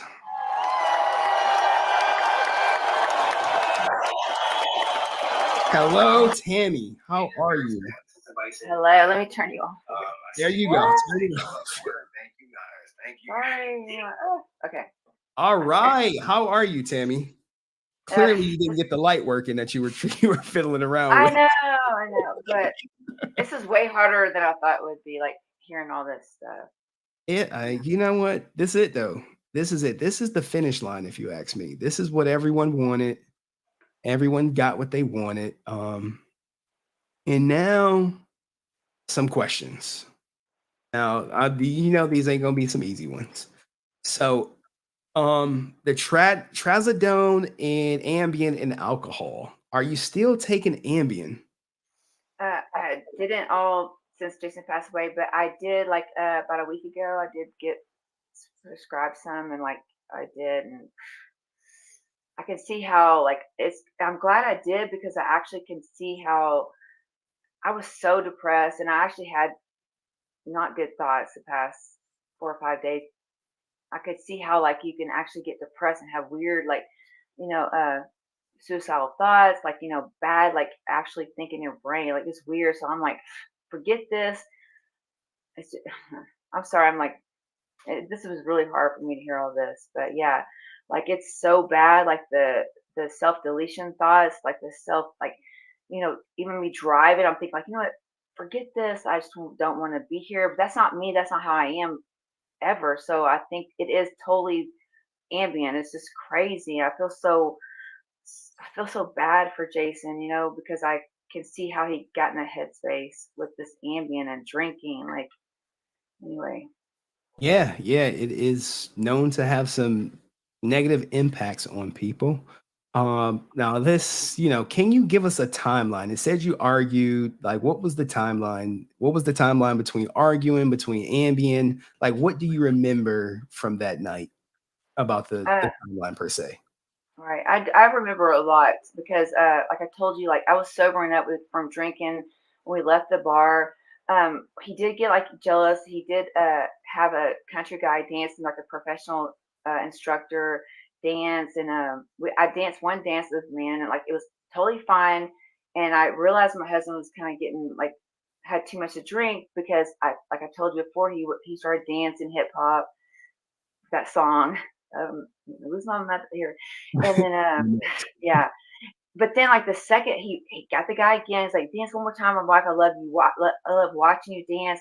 He liked it. He thought it was cool, and he just got like a little jealous. I'm like, well, the guy was spinning me around. And I felt dizzy. I kept telling the guy, you're spinning me, and I'm too nice to be like, stop dancing with me. Like I was spinning, spinning, spinning, and that's why my husband, when I'm off the dance floor, he's like, well, what were you saying? I'm like, I was just saying, like, you're spinning me. I don't feel good. I'm getting dizzy. And like, I had been drinking. So I was spinning and the whole room was going crazy. And that was it. And he just, I guess, didn't believe that's what I was actually saying. That only lasts like 10 minutes, honestly, like 10, 15 minutes at the max. Okay. All right. So you dancing, he get a little jealous. Y'all get back to the room. Y'all did y'all argue some more about the dancing, and like how did that play out? Well, it was like 5 minutes. Actually, the bar was closing. I guys, Jason, we need an Uber home. Let's forget this. Let's go. The lights were turning on, and we didn't talk in the Uber. He was quiet. I'm like, what's going on? So we did like kind of argue a little bit when we got into the room, like 10, 15 minutes max. Because he's like, what were you saying? I don't trust you. I'm like, what are you talking about? Like, what is going on? Okay. And then it just changed. And then that was it. And then we made up, and like I was so sweet to this man. You said y'all what? We made up. I mean, it wasn't no big deal. It wasn't that big of an argument. Okay. So y'all have the argument, y'all make up. When did he take the Ambien? Before y'all made up, after y'all made up? When did you take Ambien also? Sure. So he took Ambien right when we were kind of arguing the first 10 minutes, like 10, 15 minutes. He's mad he took it. And so I didn't take it for like 30 minutes. And that's why I waited for a long time. I was sobering up. Like I was like sober. I'm like, what is going on? And we started talking, and he got in this deep conversation. And that's why I thought he was going to go to bed, because he looked like he just needed to go to sleep, And that's why I was like, babe, I'm going to take my Ambien to go to sleep with him, because I wanted to sleep with him and like, like cuddle, like, even though we had two separate rooms. But I mean, what wife don't miss like sleeping with her husband, and we were getting back together. So I just want to make sure we fell asleep together. So, he don't wake me up, and like he feels so uncomfortable and secure by him snoring. So that's why it was like 30 minutes. I know it was like 30 minutes, 100%, because he already looked like he needed to go to sleep, 100%. Well, yeah, you probably wore him out. But anyway, that's a topic for another day. Do you when you did the People magazine, you stated you were only going for 10 minutes. When did you realize that you were going for longer? When I talked to the girl at the hotel, that was the first time ever that I was like, wow, there was like the whole me going downstairs, getting snacks, which I knew I did because I knew I was going. When I took the email, I was like, babe, I'm gonna go downstairs getting snacks. And I remember going downstairs, but then I don't really remember much after that. And that's when they told me, like, you were down here eating like spaghetti with meatballs, which I don't eat meat. So obviously if I wasn't like, in my crazy headspace, I would never eat meat ever, ever. And that's when she said, I asked her like, well, my husband, like, I need the key. And she's like, well, you're not on the hotel room. He don't have you. That's not your name. And I said, my husband is Jason David Frank, and we don't have no Jason Frank. And I said, well, what about his, alias name? And nope. And that's when later that girl told me he put David Frank, which he's never used that. So obviously there was like a long time, which I don't remember nothing. I thought it was like 10, 15 minutes. I thought I went downstairs, came back up. I was banging on the door, and obviously I was passing out outside the door, like Yeah. No, Did you know that you fell asleep inside the back of the squad car? I did have a glimpse. I remember like it's like a glimpse. Like everyone, have you ever been like drank too much and you're kind of like you're blacked out Oh. and you just remember like bits and pieces, you know? I kind of have this memory, like I have a memory of like me being inside the car, and I thought at that time, because I forgot they had told me Jason had passed away at that moment. And I remember thinking like, oh my God, was I driving? Like I'm in back of this cop car. Am I in trouble? I remember like waking up and like saying like thinking like, oh my God, I'm getting arrested. But was I drunk driving? I don't know. And then I remember just passing out, like falling asleep. I just remember. And the next thing I remember is waking up in like one hotel room, and like the detectives in front of me asked me questions. Holy I don't crap. remember. I don't remember. And they were like asking me, and the only thing I remember at that point was when they told me again, your husband passed away. You know, he committed suicide. Like, you know, I'm like, the only thing I remember at that point was like I was like, oh my God, what? And I remember falling on the floor, like screaming, like, you know, like, oh yeah. Anyway, you know, like I remember that, and that I don't remember nothing else. Like, Okay. I'm sorry, this is really hard for me because it No, makes me relive that whole night. You I know. know we gonna get through it. Then we got some lighter questions. So the report said you took some cocaine, that you admitted it. Did you ever take any cocaine? Do you remember anything like that? No, and like when I read that, I'm like, what? And honestly, the only thing I could think of what I was maybe would have said that because I didn't want Jason to get in trouble. Like I probably was trying to have his back, and like I always have. Like I probably thought, like, you know, we're like Bonnie and Clyde, like, you know, I have his back. So I probably was thinking like, no, he wasn't, like, you know, maybe like trying to make me like so he don't look so bad. I don't, I got you. I mean, you like know, you were like oriented too. So like that testimony that you gave, that wouldn't even hold up in anything. They like you admitted you was drinking, you admitted you was on pain pills or insomnia, driving down. Ambien, all that stuff. Any testimony you give, they just gonna throw it all out. They're gonna be like, look, you taking this. But what was I gonna say? There was a question from a subscriber, and you probably answered this already before. If he tried to delete 2 days prior, why did you leave him alone? That's one of the questions. Okay. Well, when Jason did try to, which he's done this, you know, multiple times through my 23-year relationship with him. He told me that night 2 days before, like he said, you know, I took Ambien, I drank, I can't do that. As long as I have you in my life, I'm not going to have those thoughts. So, like, honestly, like I never like that wasn't. I'm telling you 100%. That was never a thought in my brain, like ever. Like he would honestly do it, or like really do it around me or in my room. Like that was like never. I would never even left the room. I would just fell asleep with him, held him, like, you know, I would never left him ever. It was not even a thought in my brain ever. Like this would actually happen. Okay. All right. I mean, I can see how you can feel like, yeah, I just got done. You're probably not gonna think that, hey, after that, you know, he's gonna do what he did. But now that the police reports came out, how do you feel having proof that the police were not caught previously to restore order, as reported by TMZ? I knew that was I told you before, like there's no way. It was kind of like, wow, like they're saying like they came to us, restored peace, we were arguing, like they put me over here, put Jason over there. I was like, that did not happen. Like it made me so mad because that whole report made people think, oh, you know, they were crazy, they were fighting, they had restored peace, and then she must have said something to him. And I just like, you know, I knew I wanted proof for this because there's no way, and that never happened, and it just makes me so mad that TMZ, they said, oh, we have a cop that said this happened. Well, it didn't happen. So I'm just like, I'm mad, but I'm like, I knew this. It wasn't true. You knew But I'm all glad along that they never came and y'all were busy. Yeah. All right. I know. You hear saxophone. You hear saxophone. You told me to do it. You was like, hey, I want the saxophone. Yeah. Anyway. It's better than clapping cheeks. It's better than clapping cheeks.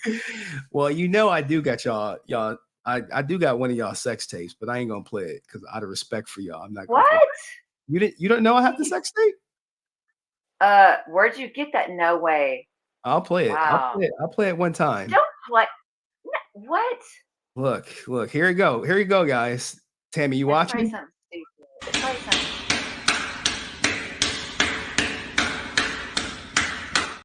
So stupid. Anyway, that was one of them. But anyway, not to make light of the situation, but No, I'm glad you are, because I'm like, I don't want you crying. I don't want you breaking down. I want you taking a break. But now we got some other questions that I want to ask you, because this is rare that I get you on live stream, and I'm happy you for giving our time and having the balls to come up here, because so many people will not come up here.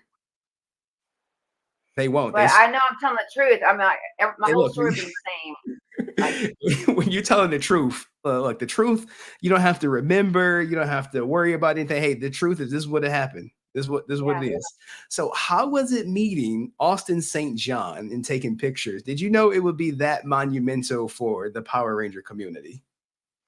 No, I mean, I met him a lot of times before on Forever Red, the anniversary. I've met him a lot of times, so I didn't think it was something like this crazy rumors. Like, it was nuts. Like, I had no problem with Austin. I know Jason and him had some beef, and I always told Jason, like, look, come, it's so old. Come on, get over it. I thought it was like, come on, like so many years ago. I mean, yeah, but that beef ran deep. I know, but I mean, were you aware about some of the things he said about him, about like Frank and douche and all that other stuff? No, because honestly, I was not on Instagram for like a couple of years. I had to like get off of it because I had my own stuff, and like I know Jason told me some stuff, but like no, I didn't. I was not aware of, because I'm not on like social media before. Yeah. All right, guys. What I'm going to show you right now, give me a second. I'm about to pull it up, is the picture for everyone who don't know. This is Tammie in ASJ. Where we at? Give me a second. Boop. That's so odd. Add the stream. There we go. So there's her in ASJ. But you also recently you took a skydiving trip, if I'm not mistaken, right? Yes. Let me see if I can get to the picture. Sorry. Oh, am I going? I'm going back the wrong way. Let me go. This is Tammie. Whatchamacallit? Oh, man, I got too many tabs up. I'm over here looking like a rookie. You recently went skydiving. How many skydiving jumps have you had? Like around 2000. When you get like a little bit more, you don't really keep track exactly, but roughly around that. 2000 jumping out of a plane. Mm-hmm. And this is you right here, right? You posing. Yeah. Is this the team you go with skydiving? That was this weekend. Yeah, those are my long-term skydiving buddies. Oh, like wow. Me and Jason Bones, the Bones, like the dude in the picture, like that's my coach and Jason's coach for like 12 years. Like, he's so funny. All right, and what are you guys doing right here? Explain this video. Okay, so I don't do belly. I do head down. I do vertical flying, like sit or head down, tracking. Speak English. We don't know what vertical sit or head down is. Okay, this is belly. It's belly. I hate belly. So I was thinking we're gonna do like a head down, like you're going vertical, you're going straight down, or sit. You're gonna sit like belly is in like you land on your stomach.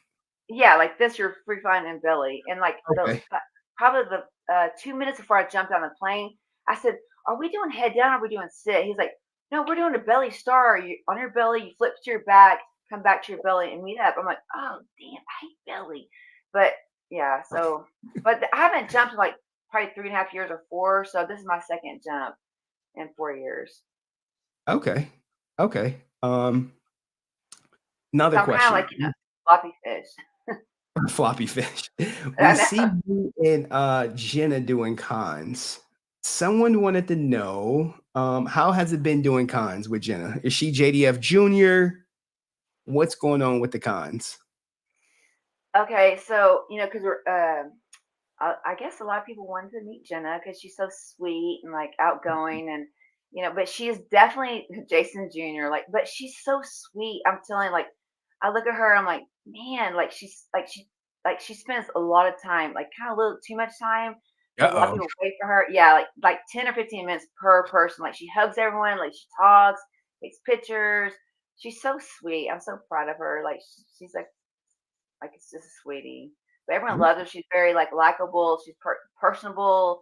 Yeah, she's rocking it. She's doing Okay, good. a chip off the old block. So people are having some good times Yeah. meeting her. Now let's read some super chats and let's read some other questions from the audience. Shout out to let's get you back up here. Give me a second.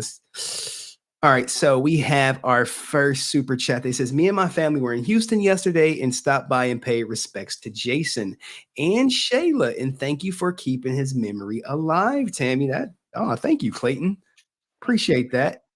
Yeah. How is didn't you just recently put down a gravestone?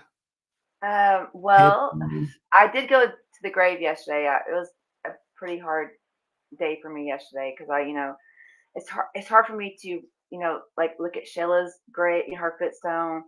And so I don't normally look at her. I think it's just too much for me. But yesterday I was like, in between them both, and like, cause I'm gonna be buried in between Shayla and Jason, and me and Jason. But we have like a husband and wife footstone coming. Like we'll say Frank, So it was kind of like really hard day for me. But like, it's coming. There's a temporary plate for him, which I saw about 2 weeks ago because they didn't have it for a while. But it says Jason David Frank and his birth and his death, which it's kind of makes it more real, But yeah, it's really hard.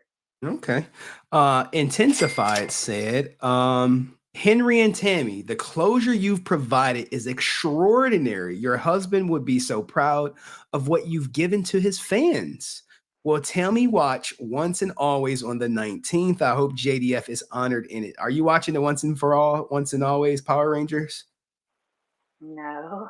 Oh, she was like, nope. All right. So Intensified, you got the answer. I mean, remember, Jason moved on from Power Rangers. You watching Legend of the White Dragon? Yes. Yes.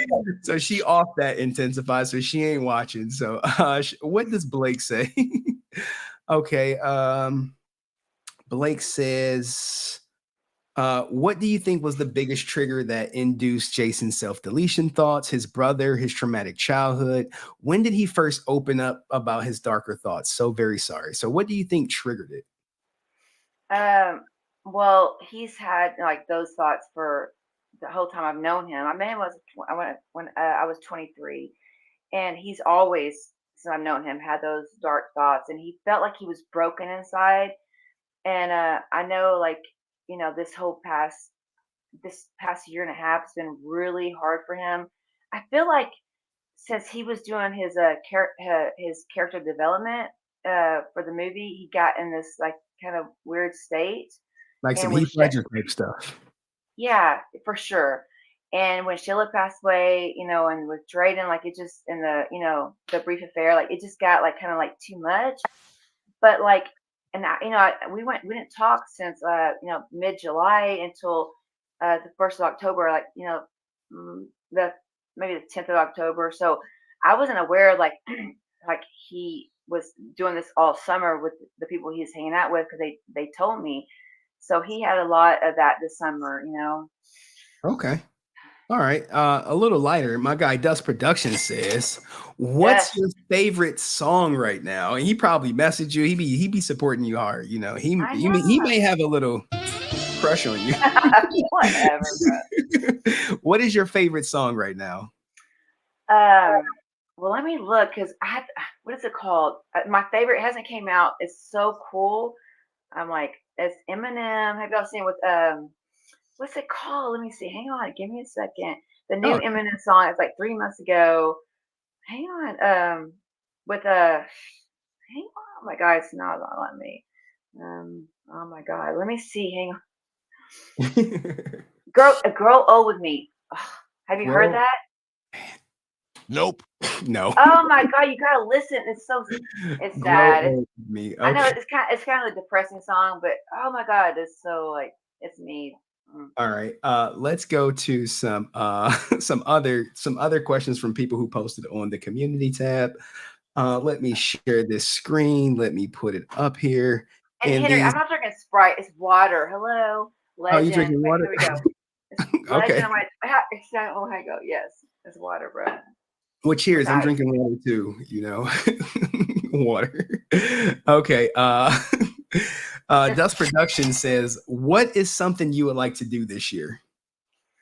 Okay, so I was gonna have back surgery in May, but this weekend I'm like, you know what? I don't want to be like, like in my house, like, by myself, because like a 3-month recovery. So I'm postponing it to the fall. So I want to get back into Muay Thai. I am committing in a year from now, I'm going to have another Thailand fight. I'm going to go back to Master Toddy with Sam, and I'm going to fight in this next year and get back into skydiving full time. So that's my Okay. thinking. I'm going to be fighting Muay Thai one more time. Muay Thai one more time. Yeah, I mean, for real, I'm going to have a fight. Trust me, I will. That you'll be like 50, getting hit in the head. Hey, Okay. really, bro? I'm sorry. I'm just sorry. Trust me. Just watch. All right. Here's some questions from have you sought therapy for yourself and Jenna for this traumatic loss? Are y'all doing any therapy? Do you believe in therapy? I 100%. I haven't had that good of a success yet, but the past like 4 or 5 days, I'm 100%. I need it 100% because and like we are going to 100%. I need it. I need it because I just can't. So you're open. You're gonna go get some therapy. For, okay. Like trauma therapy, yeah, for sure. Okay. Someone said that was a good one. I think you answered this. Did his resumption of drinking make the difference? It seemed to be an effect of the marital troubles as the resumption of smoking. Only in Jason's case, it seems to enable his emotion impulsiveness. Were there any attempts to stop drinking? So did you try to stop him drinking? Did you even know he was drinking? Well, I didn't know. I never knew until like we started talking the 6 weeks, right? Yeah. Because we just started drinking. He was drinking wine this summer. He told me like a bottle. I don't know, but he was drinking wine. And like I started drinking this summer. I didn't drink. We never drank for like 15 years. I would like maybe like once or twice a year, one glass of wine with my stepmom, my dad. But no, he never drank, and I didn't either. It was like, I don't know, but no, I for sure it had to have a huge impact, obviously. Okay, so the drinking is a downer. So I can see you got the alcohol being a downer, the Ambien being a downer, some of the psychological medicines being downers, plus the depression. All that is just like a recipe for disaster. Someone said, InfluenceFilms said, will you be doing any writing? And what's your favorite JDF poem? Much love, T. I know you have a bunch of personal poems that never been released, right? A lot. Okay. Wait, I want to do something for the fans because I'm not gonna say it right now, but it's gonna be so cool. Like, because it's gonna be. I don't want to say this, but it's gonna be so cool. You're gonna want it because I want it for myself. Like, it's something you wear with all his handwritten poems. It's gonna be like really bad. Oh my God, I can't wait. Okay, badass is what you was about to say. I know, you know what? Your words. But do you do any writing yourself? No, I do write I write my prayers out. I do some journaling, but I'm not a poem. But I did write Jason a poem before he passed away, like 2 or 3 weeks before he passed away. It's stupid. I don't know if I told you about that, but it's dumb. But he loved it. He's like, I think I told you before, but he loved it, even though it's not like his stuff. But he's like, oh my God, no one ever wrote me like that. All right, Dust wanted to clear the air and say, look, I don't have a crush, Lo. Just want to make sure she's okay. Tammie really seems like a nice person. Thank you. He's setting the record straight. He don't got a crush, but maybe you know how these guys do. They like, I don't got no crush, but you know. Oh, he does not, bro. No, I'm almost 50, bro. I'm old. No. All right. Our girl Cheyenne. She says, Tammie, would you ever write a biography on Jason's life? I don't think I would I don't think I would do that, but I think we should do like some kind of documentary, like, to like just show his like true self and like, his with his fans and some of his memorability stuff and like, just have some interviews like with true friends. I think that'd be cool. Like to Okay, so see, like we're kind of working on it like that. Yeah. Okay. All right. Somebody on Twitch, shout out to all 1,000 people on Twitch. Are you interested in doing a podcast on your life with JDF? He always been my hero and the guy inspired. He always been my hero and the guy inspired to grow up to be. My heart has been broken since he passed. Are you interested in doing a podcast on your life with JDF? I haven't thought about that. I want to do a YouTube channel.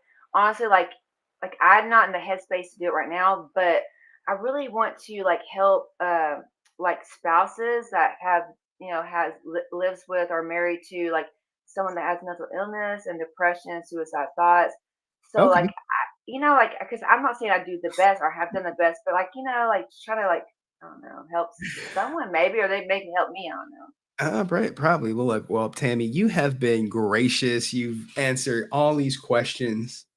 I really got nothing else. The fans don't seem that they don't have any nothing else to ask. And I mean, I'm gonna have to just let you go. Like I appreciate you stopping by. I appreciate we're discussing the police reports. I appreciate everything. People are sending you your love. What else does Tammie have for her personal life? Probably more skydiving, I'd imagine.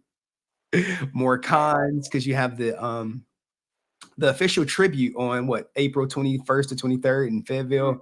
Oh God, it's gonna be so good. This guy has everything. It's like top notch. Like, wow, it's gonna be amazing. So if you guys want to see the official, I told you guys to post it in y'all freaking whatchamacallit. If y'all want to see the official farewell, check her out in Fayetteville, North. What was that? North Carolina, South Carolina? North, yeah. North. Okay. I'm in Rhode Island, so you know how that be. I love. You said you're gonna come. You said you're gonna come. Look, don't say that because you'll have they'll be out there. They'll be waiting on me. Someone said, I want to get these last ones out before. Thank you for sharing JDF with the world. We give back because he did. Strongest woman ever. JDF helped me guide through youth trauma today. He lives forever. Yeah, you strong as shit, Tammie. Like no one else is coming up here and fielding these questions. They like, hell, Henry, hell no. They like, nope, no. What does Chanzo say? This is just love, and then we're gonna get you out of here. I love the photos you posted on IG. Have you thought about doing a photo album book of the cool unreleased photos in the cool album? Well, I'm thinking about some stuff, so you guys will like appreciate it. Maybe that's a good idea. Thank you. Look, some people are saying you should do a live stream for yourself because they got a ton of questions. Tammie's been great, guys. We're not about to have her up here till midnight, answering questions. But thank you, Tammie. Thank you, guys. A lot of people love you, and I'm going to let you out of here. Appreciate you stopping by. Maybe I'll call you after, see how you feel about this, all this good stuff. Okay. All right. Let's love you guys. Oh, she said, love you guys. See you, Tammie. Peace. She's out of here, guys. What y'all think? What did y'all think? Where's Brent? Brent, you in here? People saying thank you. Thank you. Was the questions fair? Did I go hard enough? The flat earthers are going to be like, why you ain't ask her about? It's only 10 o'clock. It's only 10 o'clock. Like, what do you mean? It's only 10 o'clock. Like I don't got no life. Like, what's like, I gotta sleep. Now, look, here's the thing, guys. As far as my schedule here, I'll drop the link for everyone else to come up. Copy, make sure you cam up. Hopefully we get some new faces. Nathan was like, I'm gonna come up. I'm coming up tonight, man. I ain't playing. I'm coming up, man. You're gonna see me up here tonight. I'm coming up, and I dropped the link. I'll pin it to the top. Give me a second. Let me end the poll. 40% of y'all said y'all will subscribe to Francis OnlyFans. Give me a second. Brent, Brent gonna come up. Brent. Yo, can we spam Brent?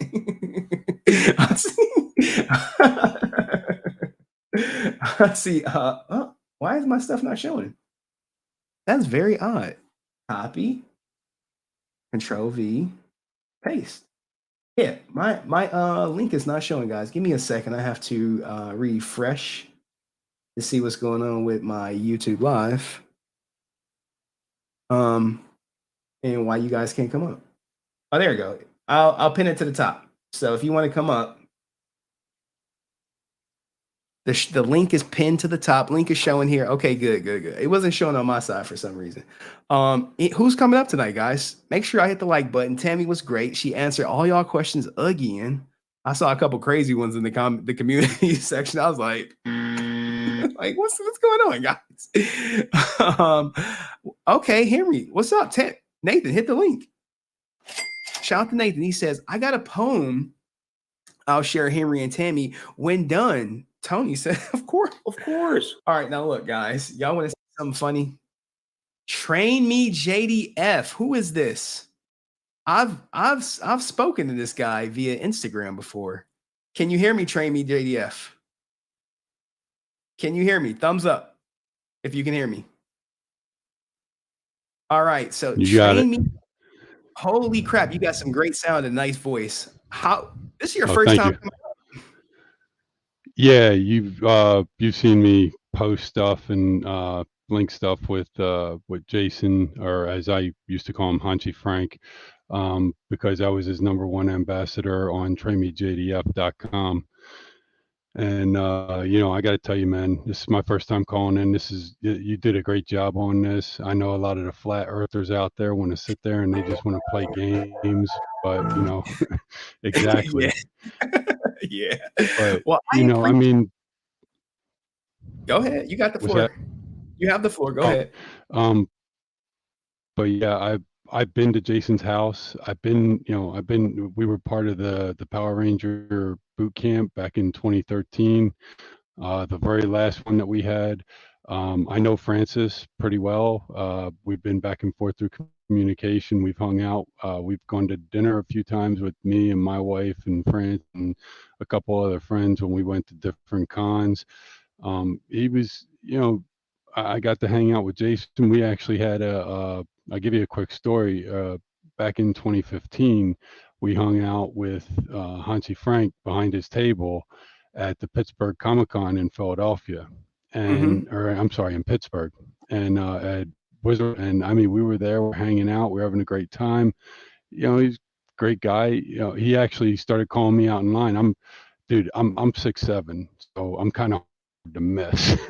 So he sat there and he's like, he's sitting there, he's like yelling at me. He's like, Robert, I'm not paying attention. And my wife goes and she hits me in the shoulder. Jason's calling you. I was like, dude, it's like, I seen our friends Manny, Steph, and their kids back there with Francis and Jason. I was like, oh, is this a party? Are we invited now too? And he was like, yeah, come on back. And dude, I got all these pictures of us hanging out.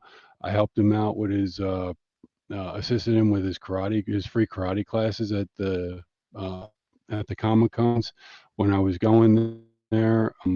But give you good, I guess, crass comparison between the two.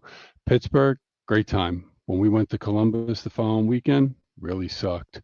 What happened was that, when we went to Pittsburgh, we got to hang out with Jason. We got to hang out behind his table. We got to chill out with him. I was there helping him with his martial arts classes. But there was a huge difference.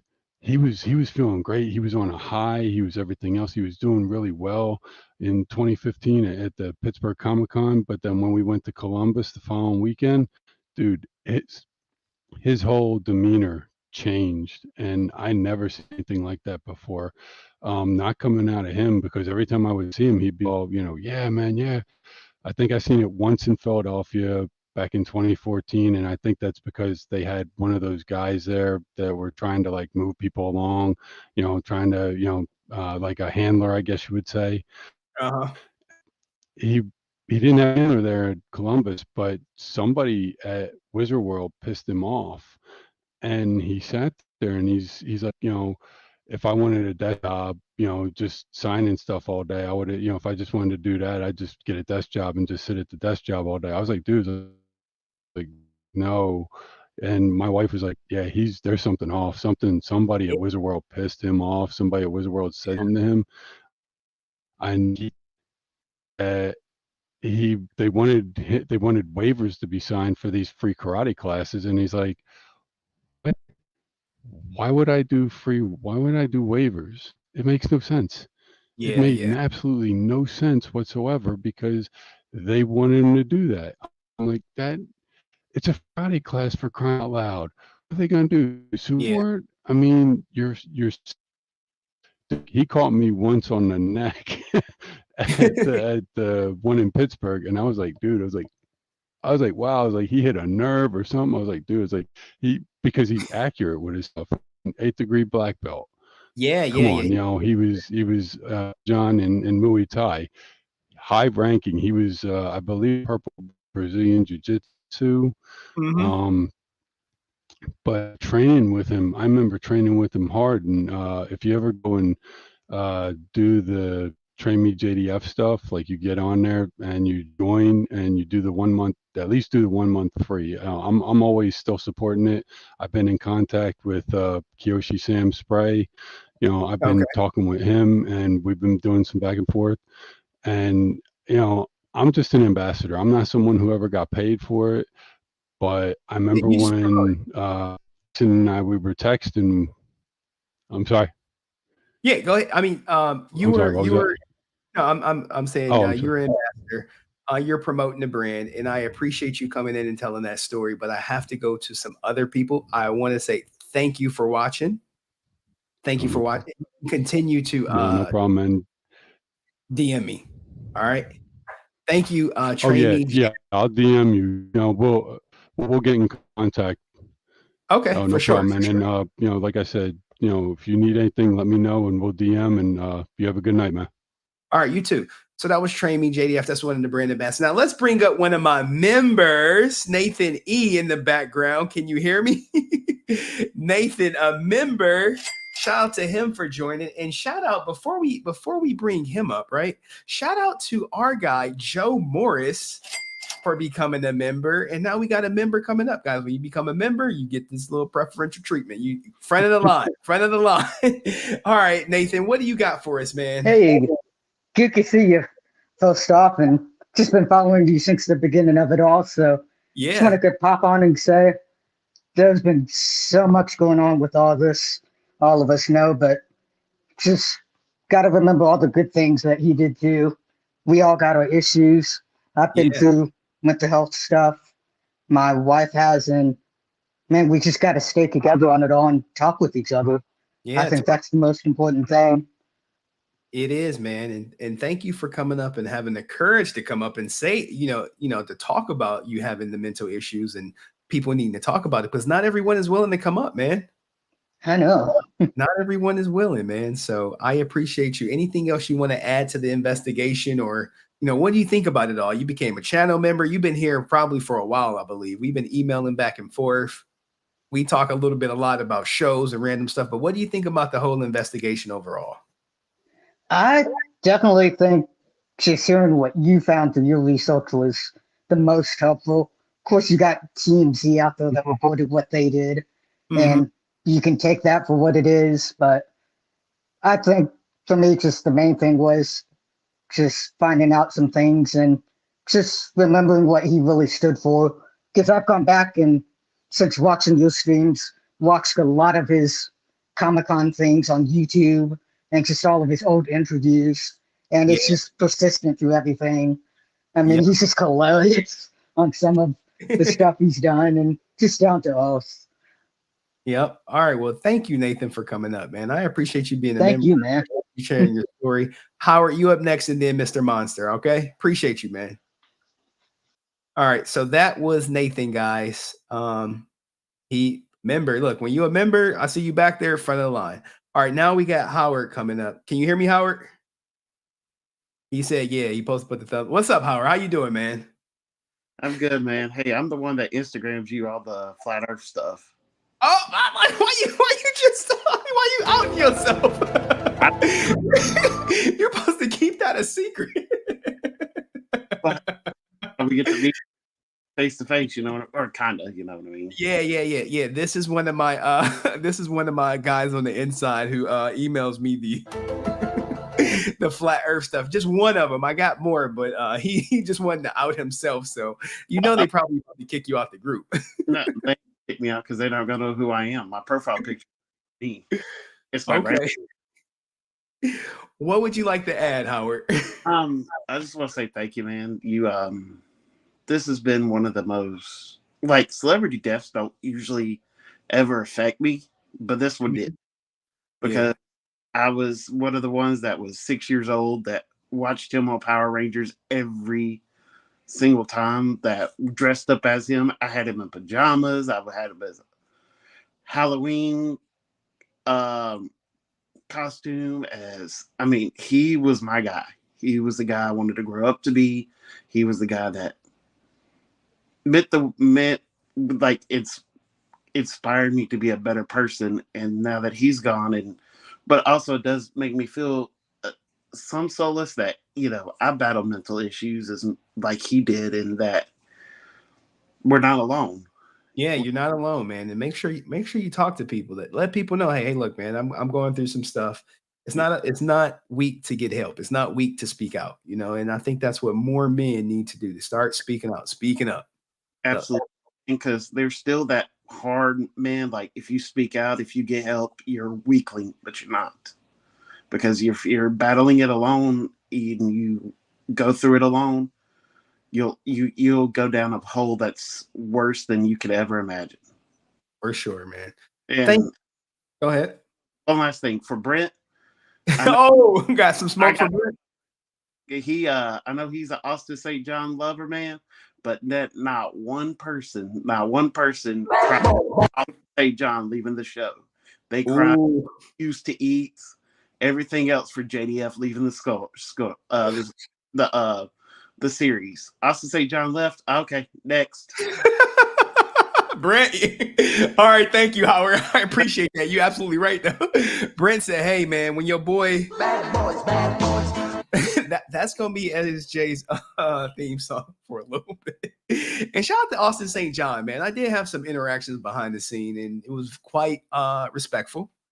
And I know I may, razz him a little bit, but the way it was handled, I was like, okay, Austin St. John, I got a little bit more respect for you. I appreciate that. I appreciate that. All right. We brought up Howard, who was our he was our guy who provided me with all of the snap. Sorry, hit the wrong button. Yeah, my stuff is all. Now we gonna bring up our putty. Now look, I have a shout out to Mr. Monster, guys. We have our resident putty in the house. So what's up, Mr. Monster? What would you like to add to tonight? What did you think about everything? Well, actually, I was working, so I'm basically the caller before the last two callers, the one who was training with JDF. That's who I showed up on at the beginning, so I had to rewind and watch it back to actually give you my full opinions. But I just want to say, while I'm working, that the whole thing since he passed till now, it's been a real wild ride of emotions for everyone. Yeah. And I think that without you doing this, there would be a lot of still questions in the air, because no one else was going to question, and people were just going to make a bunch of conspiracies and make a bunch of lies. So when you come and bring the facts, and you slap the facts down, then there's nothing they can do, really. So I got to get back to work. I'm going to rewind the whole thing, man, and watch the whole thing. And I just want to tell you, you did a great job. All right, man. All right, guys. We have a celebrity in the background. We have a celebrity back there, and this person needs no introduction. If you mention his boy, bad boys.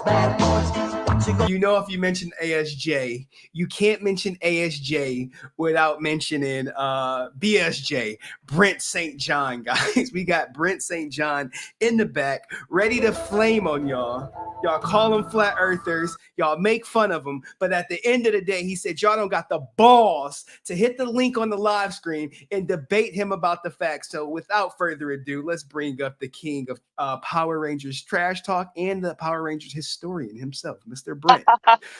Hello, Brent. How Hi. are you? Good. So I was reading the chat earlier. Influence was like, I'm going to come up and debate Brent, whatever. I was like, okay. I have the facts. Henry, you saw the video of ASJ. I did. Like, you did? Okay. So if people, and simply Melissa 91 or whatever, yeah, she says, why do you care about free autographs?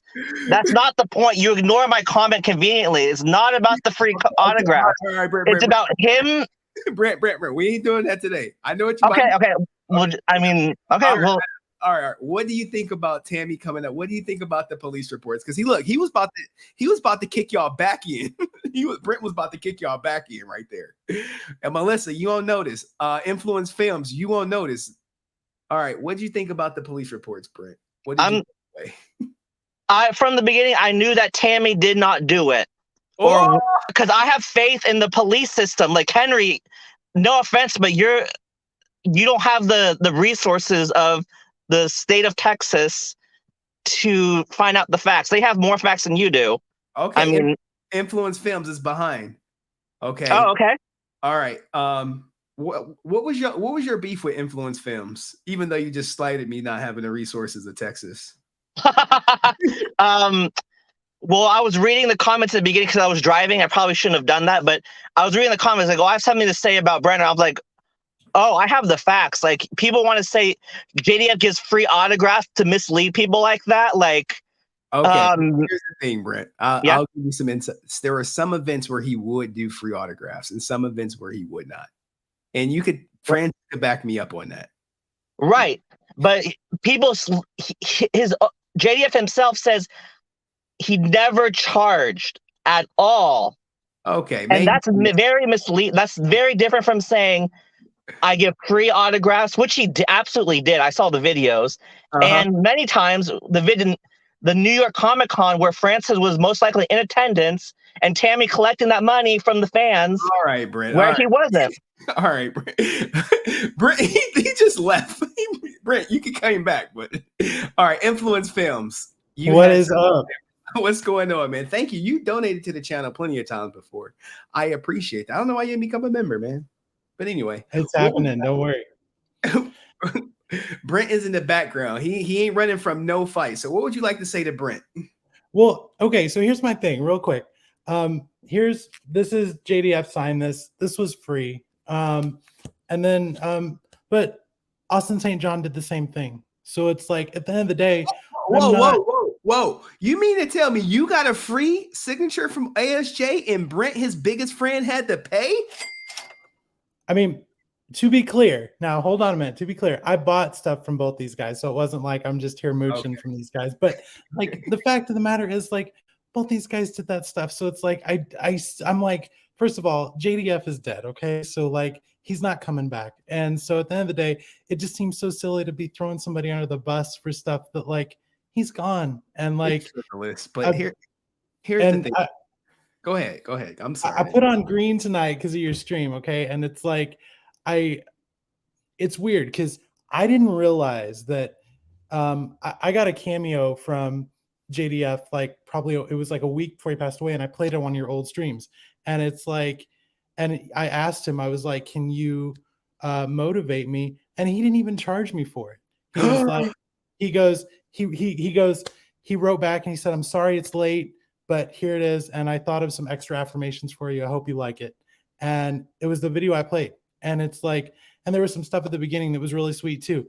And it's like, so at the end of the day, these guys were like, I don't see what the point is to like pick sides now. Cause it's like, one of them's gone. And I don't want to bring up something from another stream, but it's like, when you're talking about ASJ, like it breaks my heart to think he might even have to do a year in jail. Like that sucks. Like I didn't realize how much, like, and I'm not saying that like he should get off because he was somebody that was important to me when I was a kid, but it's still just like I just struggle with that because it's like I didn't even realize how much JDF would impact me, and then it's like he's gone, and you're like, oh crap, like that was somebody I really admired, and it's like it doesn't hit home as like a family member would, but it's still like it's like all those fans that said like, oh, I'd see him next con or whatever, and it's like now they can't, and so I just kind of wish that all like the infighting and stuff with like, oh, this Ranger's better than this one, like whatever, just leave it be. Like, all right, influence. Let me bring up Brent. You can still stay up, but Brent, we got to let him give his rebuttal, if you will. Okay, we're gonna keep it civil. All right, Brent. Hi. Influence Films. Let's go. What would you like to say, Brent? I mean, the issue is not the free autographs. That's not the issue at all. Like, if JDF gave free, that's a great thing because those things get expensive. They add up, and he's doing a great thing for the fans. But the problem is, he throws other Rangers under the bus for charging money. Like, there was an interview he gave. He says, "I love Walter. I love all the Rangers. I love everybody." But maybe they're at cons. Maybe they're in it for the money, and it's kind of like that kind of talk is for him to put other Rangers down for charging money. I feel that's a problem, and I feel like when he says things like, "I still don't charge anything at cons in 2020." Okay, I feel like that's not. He's trying to. Why is he? What is he trying to accomplish? What is he trying to do? Like, is he trying to put the other Rangers down to make himself feel more superior? That's the issue I have. All right, you made your point. Influence Films. Do you have a rebuttal? Because I got Francis back here, and she in her only attire, ready to come up. Oh gosh, I voted yes. So, he voted yes. He wants that OnlyFans. I'm not alone. Don't. You guys suck if you make it like I was the only one, because I know the numbers. I heard you say them. Exactly. Okay. Like the only thing I'm gonna say is like, yeah, that may be true, but the man's gone. Like, just let him rest in peace. Like, he meant a lot to a lot of people, and he may not have been everybody's favorite Power Ranger. That's fine. Honest to God, he wasn't mine until I was older, and it was like I had a lot of respect for him for sticking with the brand. And yeah, he got paid, but like that meant a lot to a lot of people that grew up loving the Green Ranger. And like that's when like I grew so much respect for him, because it's like here he is, a guy now that stayed with the brand that long, and like kids and like younger kids would be like, oh, this person was on the show when I was a kid. And I just thought that was super cool. And I mean, I can't speak for how he treated other Rangers, but I can always speak whenever I met him, he was always the nicest guy there was. So all right, well put, Influence Films. I'm gonna drop you down because Francis want to get a piece of Brent. She been waiting on him. Oh boy. All right. Thank you. All right, so Francis, are you ready? Are you gonna keep it PG? You're not going. Oh my God. Okay. Can you put on a shirt, please? I'm seeing Areola back there. Like, what's going on? All right. She putting on a shirt, guys. She's trying to audition for OnlyFans. She's trying to get me banned. All right, here, Francis. She put on some. Hi. I did put on a shirt. I have a decent shirt today. No thirst strapping today. Okay, so what would you like to say to Brent respectfully? Brent, honey, child, love. When he said that, I'm gonna explain it to you. He never charged appearance fees. Okay. When you go to cons, you can either charge an appearance fee, you can charge a guarantee, and he never did that. He never did that unless it was like a show international where, you know what I mean, he's already taking things out of his home, you know, not being home, not being with his family, not being, you know, he would sometimes, and it's very rarely. I could probably count it in my hands, like how many times he charged a guarantee or a appearance fee, and it was only international. That's what he meant when he said he still did not charge, because he didn't need that. Some people, sorry, I'm on my phone. Some people do need a guarantee because they don't want to, you know, come out there and not make exactly. So that's what he meant in that interview. Okay. Now I know that Brent's like, oh, he put people down. Well, I'll let Brent fight with me, Go and then ahead. I'll answer Go that. ahead. What would you like to respond about the appearance fee versus, not taking the appearance fee? She gave us a For little. instance, when Jason says I still won't charge, people aren't thinking about the appearance fee. They're expecting a free autograph. Like if someone says, oh, JDF doesn't charge anything, people are gonna think, oh, he gives free auto, he's not gonna charge me. But when they go to these shows, they're gonna find out that he does charge. He's gonna depend on JDF's generosity to determine whether they get free autographs or not. But he was very generous. He was very absolutely. There's no absolutely, but the fact is, not everyone got stuff completely free, and even you're willing to admit that. I saw the interview you're mentioning, and I know what he was talking about. He was talking about appearance fees and stuff like that. You also mentioned something about him downplaying the other Rangers. That I can give you a exclusive thing. And I'm probably gonna get.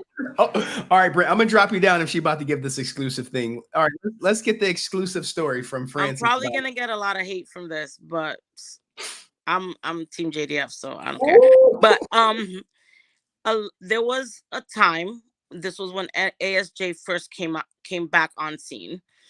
And Jason approached all the Rangers, the original ones, and said, let's do a free event. Let's make it amazing. Let's make it big. Let's make it, it would be amazing if we do a free event, right? Mm-hmm. Obviously, Tui is gone. So who else would it be? Karen Ashley? Exactly. Okay. So I understand that a lot of people were upset with him because he said he wanted a free event. So when you say free event, you talking Karen Ashley, you talking ASJ, you talking Walter, you talking David Yost. And Amy. And Amy. Okay. Yeah. So it was going to be a whole MMPR reunion. And that's what he wanted. He had a vision to do a free event, the first free event, the first time they ever got together, all of them. Oh, my phone is going to die. But the first time that all of them got together, and that was his vision. Let's do it for free for the first time. And then obviously they will work around and do other cons, which would be a big thing because they had never been together ever. So some people didn't like the fact that he said, let's do it for free, because obviously the first time they're all together, they had the potential to make a lot of money. Yeah, long term, they would have cleaned up. If they would have go to con all together. Exactly. Them lines would have been out the roof. Everything would have looked like the day at Universal Studios, where they had to shut everything down. But now they're so divided, and maybe because they got analytics or whatever, they personal reasons. Some people we know for a while they never did cons together. You would never catch certain people. You still wouldn't catch a lot of. I mean, if you guys really pay attention, you'll know who doesn't do cons together or not. And it's proves a lot of the things that Jason said about a certain someone, and proves a lot about a division. But sometimes it's us, the fans, that really make a division. Make it more. Speaking of division, how'd you feel about ASJ taking a picture with Tammie and Jenna? How'd you feel about that? You really gonna put me on the spot? You don't want to say it? All right. I mean, if you, I mean, I'll say it. I don't care. Oh. I'm Team JDF for life. Oh, for life. So that means to me, I mean, it's a little too late. I wouldn't. I mean, I'm not gonna catch me with a picture with Austin. Sorry. Ooh. I just think he had the chance to forgive him or forgive each other and squash the beef, and that email was unread or was read and not answered. So I need that email. That'll be interesting. Oh my God, I do. And I do have what they spoke about during the movie premiere, because I've been hearing some wild stories. I do have that. I'm gonna post it on my channel. Post it on your channel, girl, and put out some content. Go to her channel, guys, and go to her for some exclusive content. Thank you, Francis, for setting it straight, and we appreciate you. I'm gonna drop you down and then bring up Brent. Brent, what's up, man? And then we about to set it down. I gotta get out of here. Shaun and Me JDF. I have to get y'all on the next one. Go ahead, Brent. You got the floor for like 2 minutes, and then I gotta shut it down. Okay, so what Francis says, JDF was talking about appearance fees, not the actual autograph. Right. That's JDF knows that the fans don't care about the organizers, because we as people we're skeptical about corporations and government. We don't care what they're paying or not paying. The fans care about what they're paying. And I feel that's very misleading, and I don't think, because I think it's very misleading. And and he says, I don't charge anything. Okay, Brent, you hanging on to what we call semantics. Right. And you're like, hey, he said that one thing. He said he don't charge anything, when that's not true. I paid 50, I paid 20. All right, so you agree that you're hanging on semantics on that one incident? Oh, sure, but that's used as that's part of his reputation, and so we know he charges. Yeah, we know he charged. All right, thank you, Brent, for dropping that. Francis is out. Her phone is dying. Shaun, you got 2 minutes, man, because I know Shaun got smoked for Brent. But before Shaun come up, let's talk about love the group here. Great stream again. Brent Ranger powered up super quick though. Brent's still in the back, ready for y'all. He ready to rip y'all freaking heads off. And Shaun Riha is like, Shaun Riha, we might have to set up a celebrity boxing match, because Shaun is like, no, we got to throw hands. All right, Shaun, what's up, man? Look, Shaun is ready. Let me tell you something. If you want, go ahead and pull Brent up so I can get a piece of him. Okay. If you want. We don't promote violence over here, but Brent is still. I'm not trying to promote violence, but how do you believe anything that comes out of Austin St. Joke's mouth? Like, he claimed he did all this stuff, but yet Jason David Frank basically said that all he did was lie on the set, talking about that he killed somebody in the ring. How do you even go from there? And Brent, Brent's all about feelings over facts. He looked like he was gonna cry because somebody was offending his hero. Like, oh my, look, man, we don't want to get into this show. All right, come on, Shaun. I need Chanzo in the back. Before I go. Okay. I back the hero, not the criminal. He could back the criminal all he wants. Oh shit! Bad boys. All right, Shaun. Thank you for that. Shaun has got smoke for Brent. Brent's still in the back. He warming up, guys. All right, Chanzo, what you got for me, man? You done got plenty of JDF signatures, so you know exactly if he charges or if he doesn't. I know exactly. I just left C2E2 last night. I saw the pictures. Yeah, and so it's not the same without him. Of course, it's nice, but you try to say, hey, do you mind signing this extra? I'll say this: Johnny Bosch did hook me up. Johnny Bosch was there and he hooked me up. He signed some stuff, but I mean, we all know how generous JDF was, and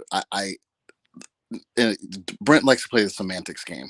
And it's a semantics game, and I'm like, if some people were not as intelligent, he would get over on them. But I see what he's doing, and as somebody who has experienced JDF's kindness, I'm not saying on a one-time occasion.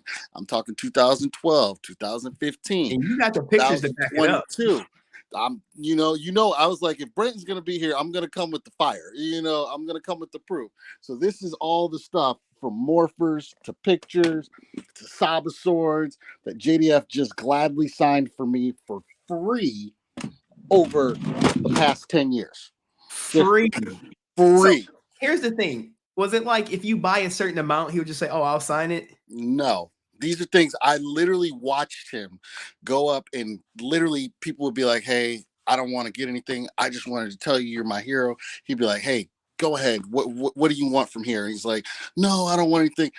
I remember one year I just didn't get anything because I felt so bad, because I was like, I already got all this free stuff, bro. Like, you probably don't even know that I've met you, and I did it multiple times. The first time I did it in 2012, I was like, no way he's gonna just give stuff away for free. Then he did. Then I went back in 2015. I was like, let me take some more stuff just to see. And then he did it again. I was like, this is. Then and then what I did was I gifted, so I could clear my conscience. I gifted things to people. I was like, look, I'm going to see Jason David Frank. If there's something that you want, I will gift it to you because he doesn't charge me. So, you get a chance to have an autographed piece. So I've given away action figures, Funko Pops, just to people because JDF was so kind. And he made you want to give back. And it was like I didn't feel, I mean, some people could, but I didn't feel right charging people knowing that he was giving the stuff away for free. So there you go, man. You spreading the love, Yeah. That is nice of you, man. What'd you think about Tammie coming up? What'd you think about the police reports? First off, I don't want to be on the other side of Tammie's fist when she does start fighting because she's got a lot going on and when she's ready to fight. But I respect her so much. I'm so grateful that she's been willing to talk. She doesn't owe us anything. The police report, I mean, it cleared up all you said. It almost made it was already real, but it almost made it even more graphic. It was like, oh wow, this is. And like I said before, all it takes is one bad moment. And you just realize that man just had a bad moment, but he's been having some bad moments and you walk close enough to the edge and keep playing with the edge, you might jump eventually. So, he had a bad moment in that moment of time.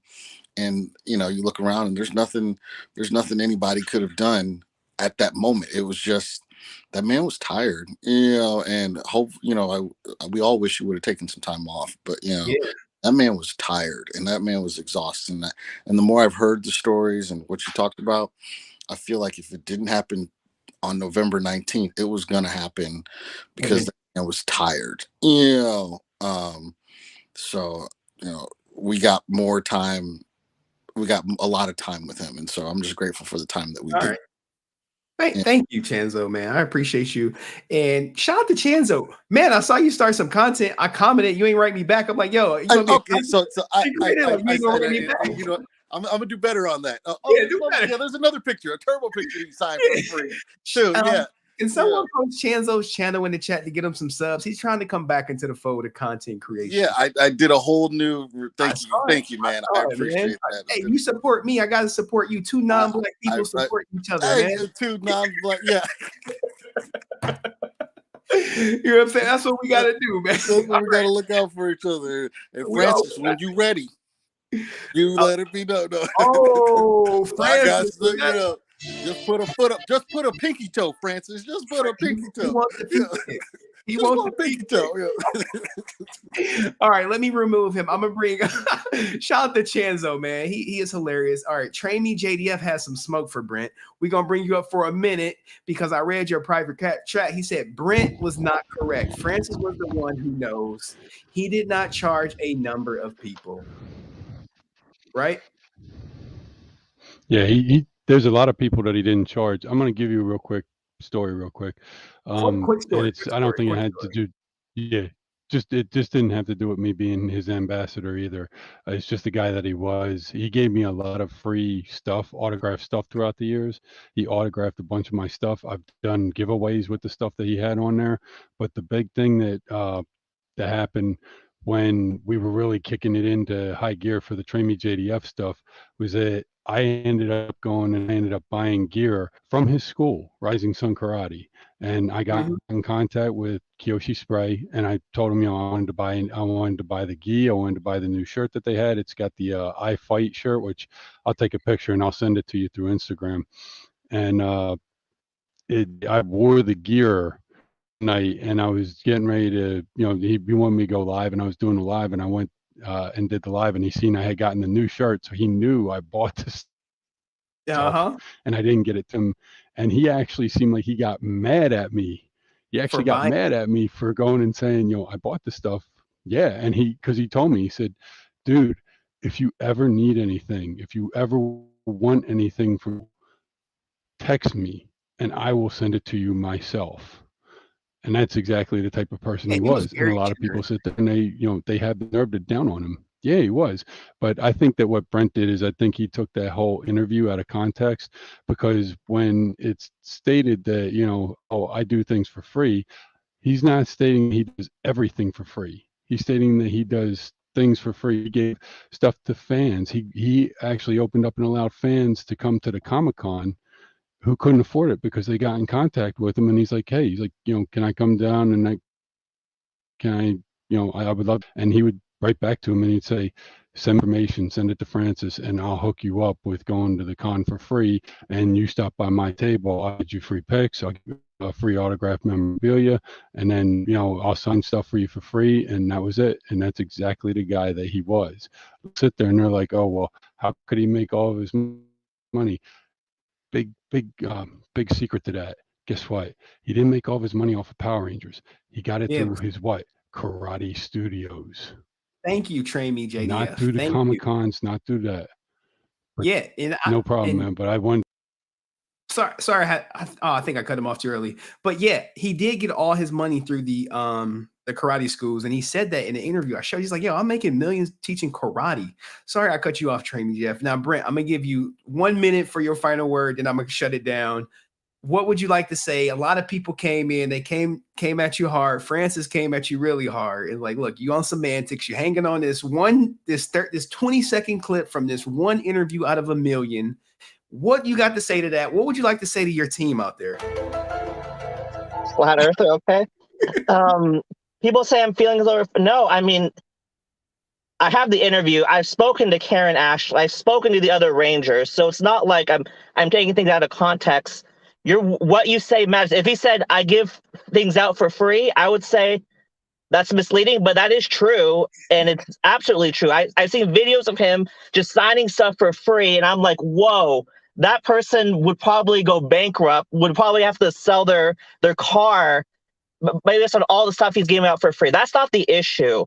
I know. The issue is the one time he said it, and everyone's hanging. No, and it's like it's misleading. Like, I still don't charge anything at cons. At cons specifically, who's he talking about? Is he talking about the fans? Because that's who's important. He's not talking about the ownership. All right, and yeah, go ahead. Hey, I appreciate you, because what you said, a lot of your detractors will not hit the live stream. People like, hey, stop giving Brent a platform, and people like, hey, Brent, didn't you say come up, hit the live link? Yeah. You say that? All right, but anyway, thank you, Brent, for coming up and sharing your 2 cents, man. Always, Brent, welcome. You always welcome. I don't care what they say in chat, man. You always welcome to come up, man. Always. All right, thank you. All right. Look, man, y'all may not see eye to eye with Brent, but look, he got balls. He got big balls. He's like, look, I'm coming up. I'm coming up. I'm going to talk my ish. I'm going to piss off Francis. I'm going to piss off everybody. Remember, he said the franchise would be nothing without JDF, and then he will go in on JDF. And you know his favorite Ranger is bad boys, what you going to do?